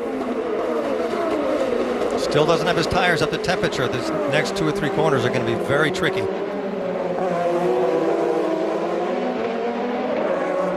Nice thing about this track, though, because it's so tight, Eddie, up in this section here, there's not really a place for somebody to get past to, so you get a few turns to get some tire temp into the tires. Oh, Pagenaud on Bourdais. On the outside. Amazing. There was no room. That's just a place you don't pass at. I think Pagenaud knew that he had to get up behind Castroneves, couldn't stay behind Bourdais any longer. So the lead has changed hands, and it's now on Pablo Montoya in the race lead. Remember, Montoya and Power pitted a lap apart. Watch as Will leaves the pits from the overhead shot, and you'll see Montoya just flash past him. Look left. There he goes. But now they're both on reds. Montoya and Power have the same tires, whereas the last stint, they didn't. Juan has opened up a 3-second lead on Will Power after that round of pit stops. Power's dominated, led 75 of 84 laps. Montoya leads now, though. Back after this from your ABC station.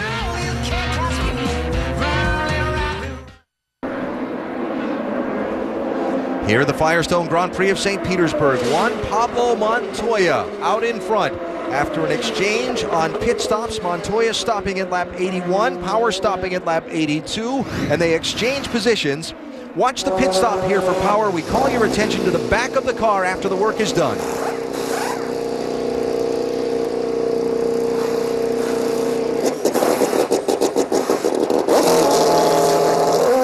Done with the service, but nobody pulled the jack.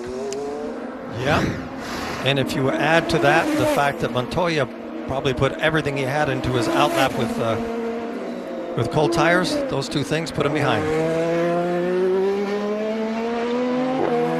So now Montoya with that 3-second lead. Jack Hawksworth, remember he's on an alternate pit stop schedule than everybody else. He's now in third, with Tony Kanaan fourth and Elio Castroneves fifth. Rest of the top 10 coming across the top of the screen. 21 of the 24 starters on the lead lap. Carlos Huertas is out of the race earlier. Talked about the steering problem. Francesco Dracconi is also out of the race, the other Dale Coyne car. And those two will not be running at the finish. More on the race leader from Doc. And remember, Montoya pitted 1 lap before Will Power, and last time by they told Montoya, you got to make 2.7. He came by this time and they said, hey, we're serious. You got to make 2.7. I think they're worried about the fuel mileage for Montoya. Hard to get him to back up, and they're also worried about him abusing these red tires. He basically used up the black tires, and these are much softer. So tire wear is an issue maybe for Montoya, but also more importantly now, fuel mileage. Got to slow down and save some fuel. I am loving this version of Montoya. If he starts the season off this way, he's going to be tough to beat. And when we get to Indy, he'll really be tough to beat.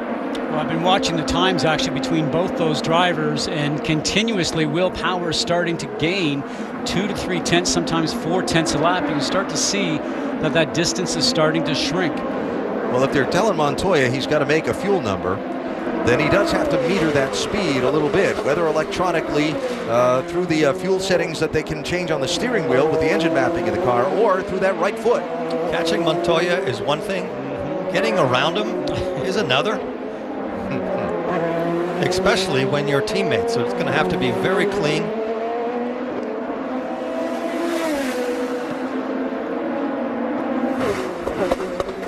Down into turn 10, back on the gas. This is a game of discipline and patience right now. And as Alan said, fuel might end up being his biggest enemy on those last 2 or 3 corners. And because of his driving style to being what they almost call a little bit abrupt, driving in very hard, getting back on the gas pedal very quickly, you really use up fuel, that type of technique. They always talk about Scott Dixon with the Ganassi team, a guy that actually what they call makes fuel, because he can be very smooth with the pedals and carry the speed through mid-turn. So we'll continue to watch here as Will Power continues to knock off a couple of tenths each and every lap. Yeah, Power's gained a full second on Montoya. He's gone from 3 seconds behind to 1.9 seconds behind. Now, if you're not a regular follower of IndyCar, these cars have very sophisticated onboard telemetry that transmits back to the pit area. So the people in Montoya's pit are watching his fuel usage and the miles per gallon usage on every minute of every lap of this race. They know exactly what he's burning and what he needs to get. They know what mapping selection he's put the car into on the steering wheel, and they can follow that and continue to assess where they stand in live real time. And he doesn't have to think about that. They're giving him a number, and he has it on the screen. All he has to think about is driving as efficiently as he can and keeping the lead. And we have 19 laps to go. A lot can happen in 19 laps. Yeah, and Will Power just knocked off another half a second that last lap. So interesting to watch to see if he can sort of conserve fuel until Will maybe gets to within a half a second of him. Maybe he's conserved enough fuel at that point in time, and Juan Pablo can put his foot back in the gas.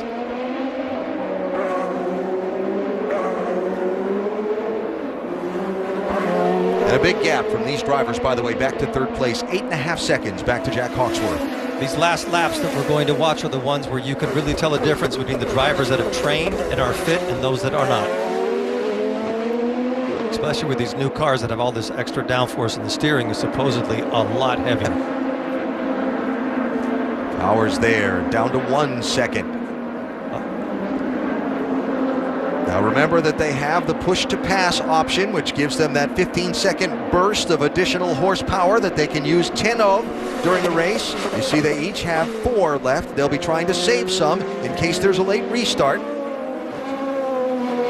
And drivers can push it when they want to try and get past the person that's in front, and the person in front can push it in retaliation to try to stay in front. Yeah, but when you're being passed, and if you haven't pushed it yet, you're a little bit behind the curve. It takes a while for it to happen. Down to 9/10 of a second. One more lap at this pace and Power's in striking distance. But again, what we don't know, and Juan does, how much has he been saving fuel, and has he built enough left that when it gets to a point, he can turn it loose and try and stay in front of Power at full bore.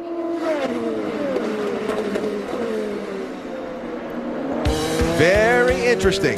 As we're inside the final 20 laps of the Firestone Grand Prix of St. Petersburg, you won't miss a second of the action side by side here on ABC. So, I was video chatting with my girlfriend. We haven't been together long, but she just says it. I love you. My heart is racing. So I say it right back. I love you too. And she freezes. Not actually, but the video chat. I'm like, did she even hear me? I am so relieved I have Verizon. I panicked, tried to unfreeze it, and hung up. We are so much in love. She never called me back. Join us and save without settling. Verizon. Oh, nice! A shot like that calls for a post-game celebration. Share what you love with who you love. Kellogg's Frosted Flakes. They're great! Curling up in bed with a favorite book is nice, but I think women would rather curl up with their favorite man. But here's the thing. About half of men over 40 have some degree of erectile dysfunction. Well, Viagra helps guys with ED get and keep an erection. And remember, you only take it when you need it. Ask your doctor if your heart is healthy enough for sex. Do not take Viagra if you take nitrates for chest pain. It may cause an unsafe drop in blood pressure. Side effects include headache, flushing, upset stomach, and abnormal vision. To avoid long-term injury, seek immediate medical help for an erection lasting more than 4 hours. Stop taking Viagra and call your doctor right away if you experience a sudden decrease or loss in vision or hearing. Ask your doctor about Viagra. Well, a mortgage shouldn't be a problem. Your credit's in pretty good shape. Pretty good? I know I have a 798 FICO score thanks to the tools and help on Experian.com. Kaboom. Oh. Well, I just have a few other questions. Chuck, the only other question you need to ask is what else can you do for me?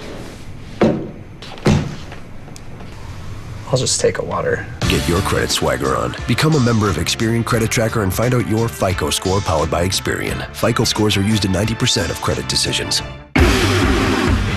What is it about speed?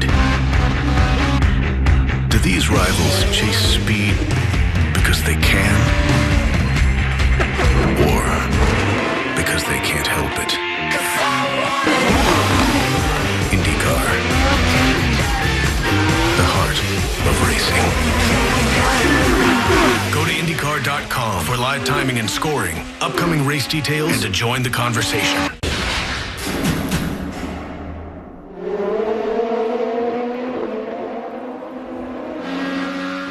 Quick reminder that the SummitRacing.com NHRA Nationals can be seen from Las Vegas on the ESPN networks with qualifying April 11th, 6 Eastern, ESPN2, and final eliminations April 12th, 8 Eastern, also ESPN2. And the Verizon IndyCar Series moves on to New Orleans for the first IndyCar Grand Prix of Louisiana. It's in 2 weeks, April 12th, 3 Eastern, over on NBCSN, and it should be fun. The drivers say that the NOLA Motorsports Park's kind of a trip behind one of these high downforce Indy cars. Look at our Honda telemetry with Ryan Hunter-Reay, who's worked his way back up to 7th place.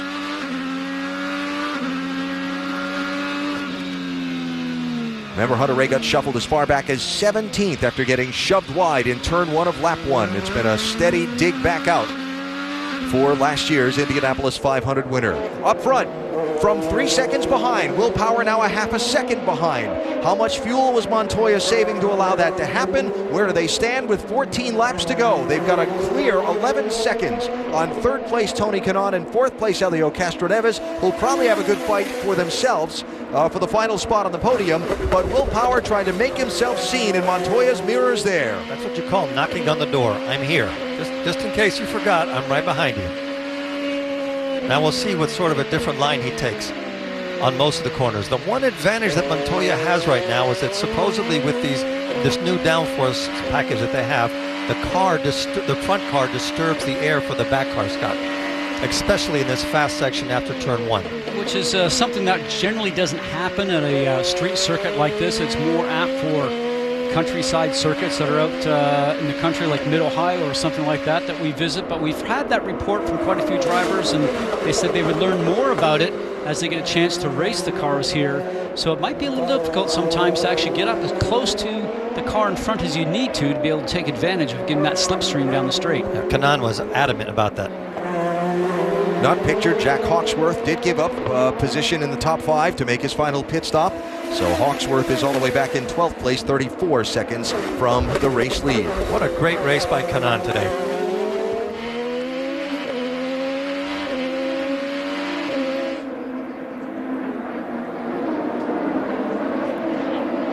He's picking up under braking.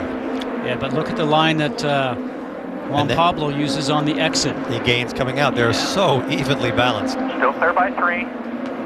13 laps to go. That's 12 laps to go. That's still a long way to stay ahead of a car that's that close to you. So usually Juan Pablo's the guy that drives the thing in so deep into the turn. So I'm wondering right now if he's just sort of doing that little bit of coasting going into the turn, saving a little bit of fuel when you get off the gas pedal a little bit earlier. As we can see, Will gains under braking just a little bit. Remember, just after that last pit stop, Doc reported from Montoya's pit, they were hollering at him that he needed to make a certain mileage number per lap. An update there, Doc? Well, he seems to be okay on the mileage as far as the number he has to make, but here's the bad part about having a teammate that's chasing you.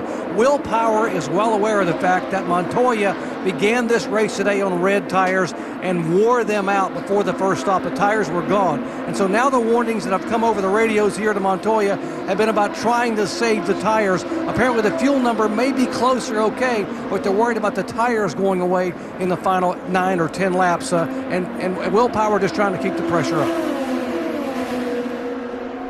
11 to go. Montoya and Power, 1 and 2, well clear of third place. You'll see it side by side on ABC in the Firestone Grand Prix of St. Petersburg.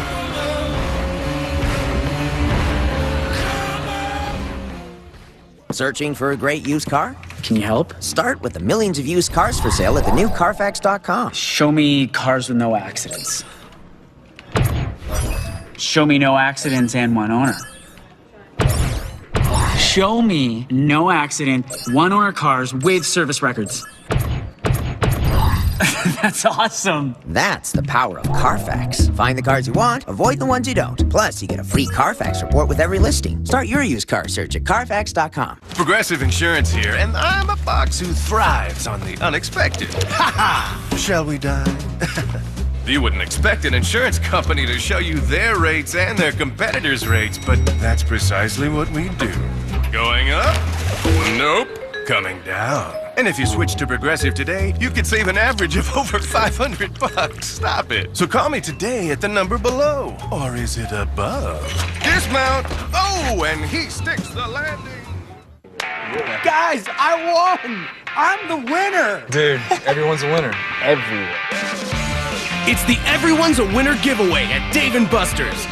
Instantly win prizes like free appetizers and free entrees, free tickets, and free gameplay for the hottest games. More than $10 million in prizes. It's the Everyone's a Winner giveaway at the only place where everyone wins. Dave & Buster's. Is he a winner? Winner. She a winner? Winner. Chevy trucks always find new roads to conquer. We started with a family of the most dependable, longest-lasting full-size pickups on the road. And now, introducing the pickup that unanimously won the 2015 Motor Trend Truck of the Year. All made of high-strength steel, only at one place, your Chevy dealer. Now during Silverado Truck Month, get a total value of $7,750 on select Silverado 1500s in stock the longest. It's Silverado Truck Month at your local Chevy dealer. Public perception is that you murdered a child. Secrets and Lies is the twisty mystery you should be watching. You have a stalker, Mr. Crawford. I mean, aside from you? Tonight, no one can protect Ben Crawford. This will escalate. Who do you think's doing this? When a vigilante goes medieval on him. I didn't do it. What do you want from me? New Secrets and Lies. Tonight, 9/8 Central on ABC.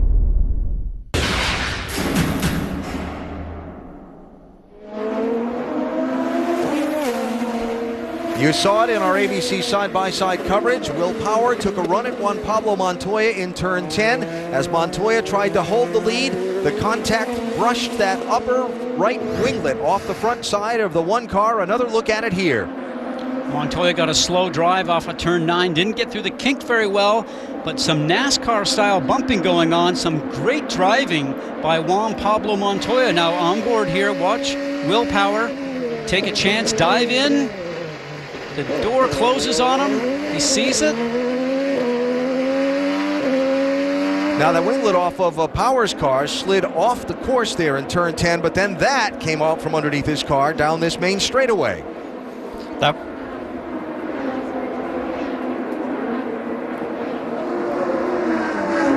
He's thinking, ooh.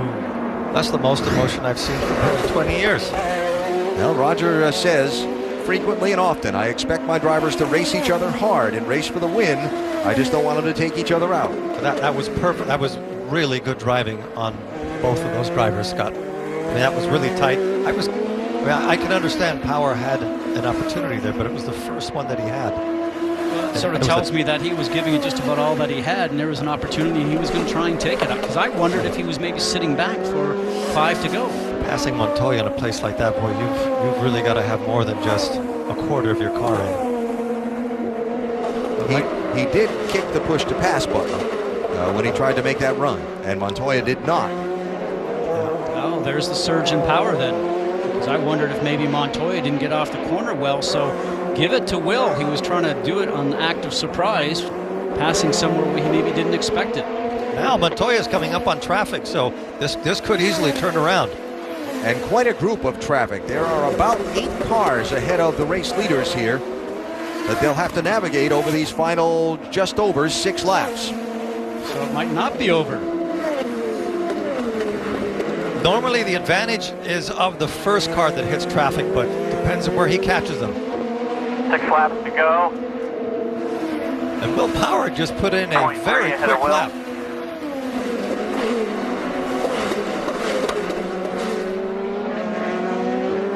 Now those cars that are in front of Juan Pablo Montoya, as they go around the circuit, there's corner marshals that will wave the blue flag to the cars directly in front, letting them know that faster cars are coming from behind. So be mindful of that, look in the mirror, and they'll know that they're leaders. So if he can move over and give them a place to pass, hopefully they can do that. Will Power has figured out what the change of balances with the car, and he's closed the gap on Montoya. He gets by 1 and both cars. That was an advantage definitely for Juan. James Jakes, the first car to pull over. That's Sage Karam in the 8 as Power looks for a way around. Get out of the way, get out of the way. Yeah, he's not doing any favors right there.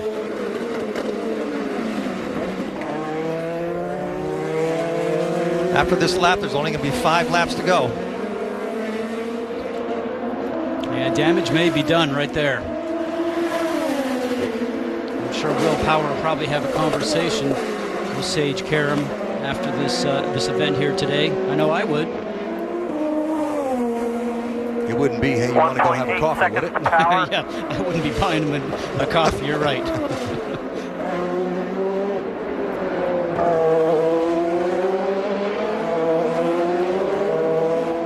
Will Power dominated this race. He led most of the event. Gave up the lead a couple of laps to Simon Pagenaud on the first cycle of pit stops. Gave up the lead to Jack Hawksworth on a cycle of pit stops.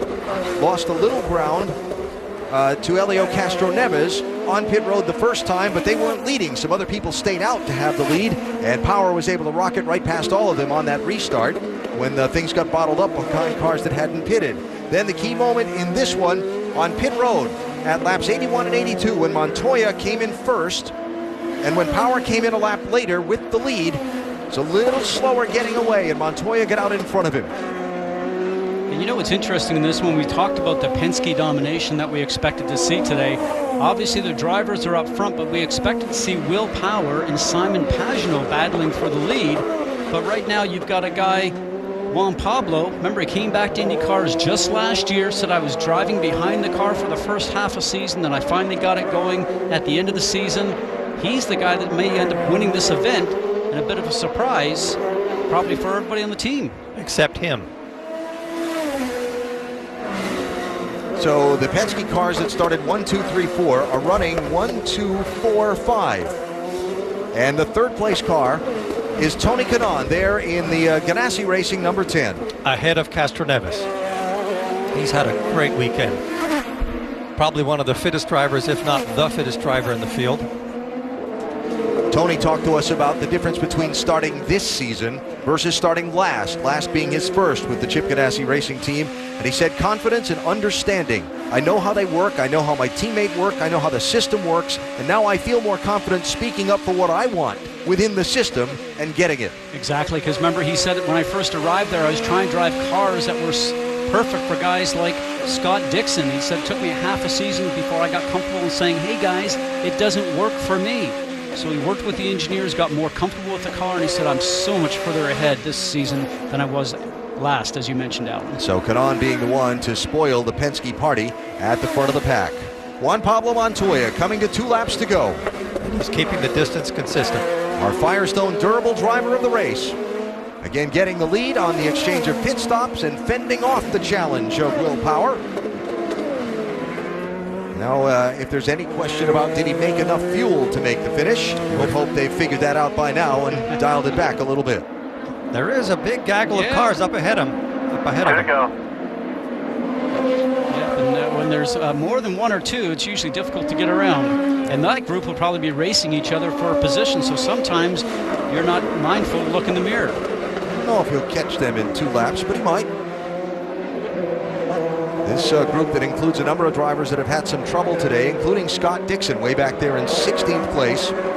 Oh, he will catch him. First one there he is right there. Is the 98, Gabby Chavez, last year's Indy Lights champion. Rookie this year in the Verizon IndyCar Series, driving the 98. Chavez has had his share of troubles today. He has just 2 seconds over Power, 1.7 seconds over Power. And you can throw that amount of time away in 2 corners. So here he comes to the white flag.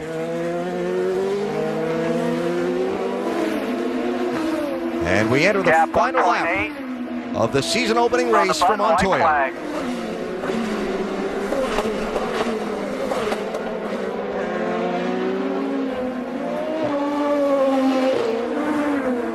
Montoya, the 39-year-old, with 1 win last year. That came at Pocono.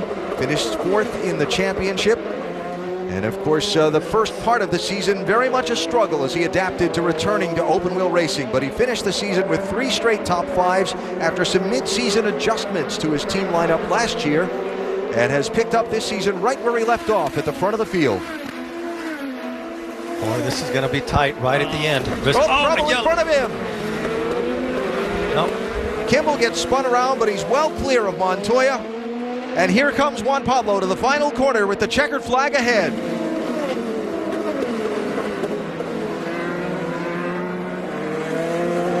His first win of the season and his 13th career in the Verizon IndyCar Series. Juan Pablo Montoya wins at St. Petersburg. Good job, guys. Hell of a job. Hell of a job. Copy. Hell of an off-season. Thank you.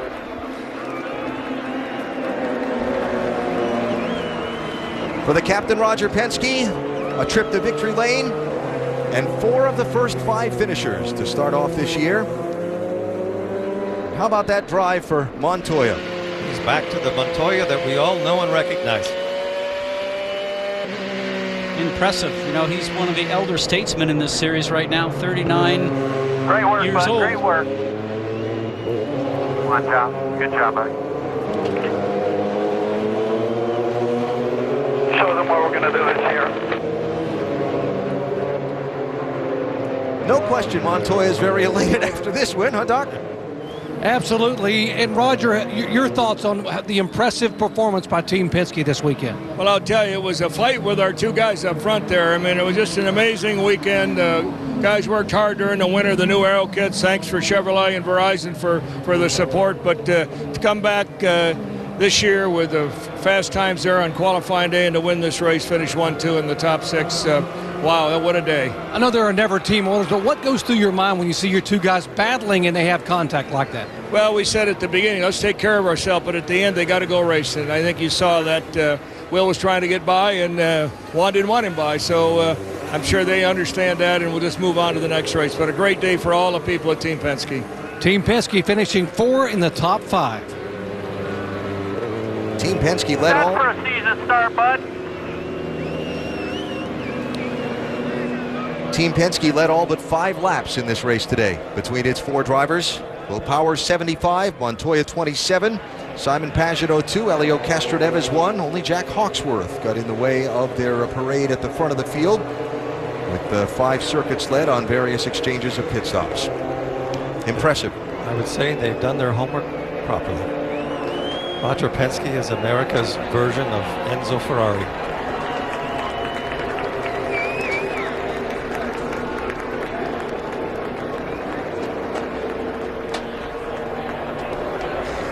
How about this one? I like this.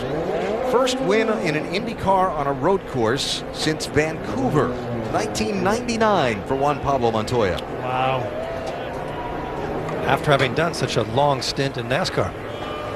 So he's won in NASCAR, 1 in Formula 1, 1 in IndyCar. And let's not forget that Penske just won the Daytona 500. So he might be starting one of his dominant periods. Definitely off to a good start when it comes to 2015.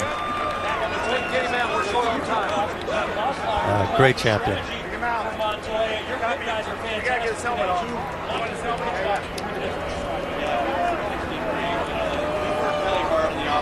Get better at qualifying. All of our testing that we did, although it was short, you know, Brian, Campy, and Juan really worked hard. Columbia will be celebrating tonight. Make the changes necessary to get that done.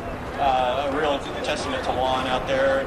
I expect this to be a very livelier than normal Montoya we hear from here in just a moment. Here he comes, the race winner, Juan Pablo Montoya. Perfect day for Team Penske, 4 of the top 5. Looks like he can go out and do it again. Kanaan being the only one to interrupt that when Kanaan came home in 3rd. So Montoya, Power, Kanaan, Castroneves, Pagenaud.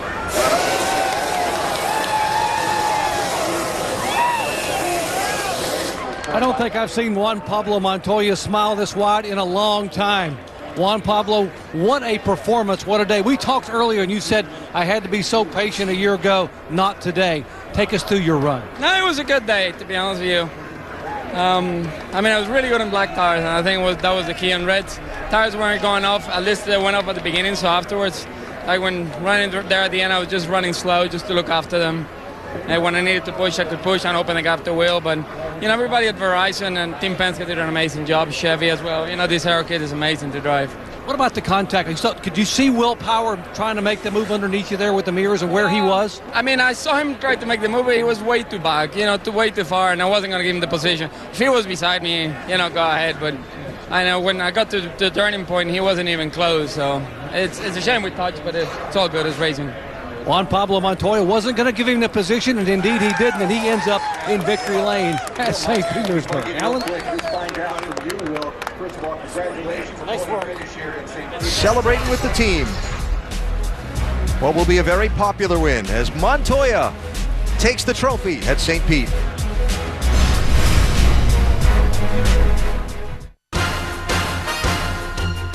Fans beginning to file out after Juan Pablo Montoya's win in the season-opening Verizon IndyCar Series race. Montoya with a spirited fight with his Penske teammate Will Power as we look at the final results from today's race. Pretty interesting to see the first Honda, Ryan Hunter-Ray. Certainly a little bit of work to be done on the Honda camp. They'll be working hard before the next race. Graham Rahal could have had a much better day than he did, but he was very competitive. Probably another surprise there. Scott Dixon finishing in 15th, and Charlie Kimball, we saw him have another off just at the very end. Not a very successful day for him. 5 leaders, 6 lead changes, 5 caution flags in the race, and in the end, Juan Pablo Montoya wins, and Will Power winds up having to settle for second. Let's hear from him. Well, Will Power, can't say that you did not give it your best effort. Let's talk about that attempt to pass on Juan Montoya. Yeah, that was it's the only place that I could kind of get a run on him. So he was very good out of the last corner. So the only chance I have is to get a run and try pass him there. But I think he saw me, and then it was kind of optimistic, but it was possible. Like, if he gave me some, I would have taken it. But he did what anyone would have done. So I mean, he was phenomenally fast, man. I couldn't drop him on that stint before, and then he was very quick on the reds there. Was that an all or nothing move? Did you think that's it, or I'm not going to be able to get by? Yeah, it was kind of my only chance. Like if I didn't damage my wing, maybe I would have had another shot. But he had to save a bit more fuel too, so I was counting on that. But it's hard to get close with these cars. It really is. But it's a great day for the Verizon car, and as we thought it would be, it's going to be a battle between teammates for the championship, I'm sure.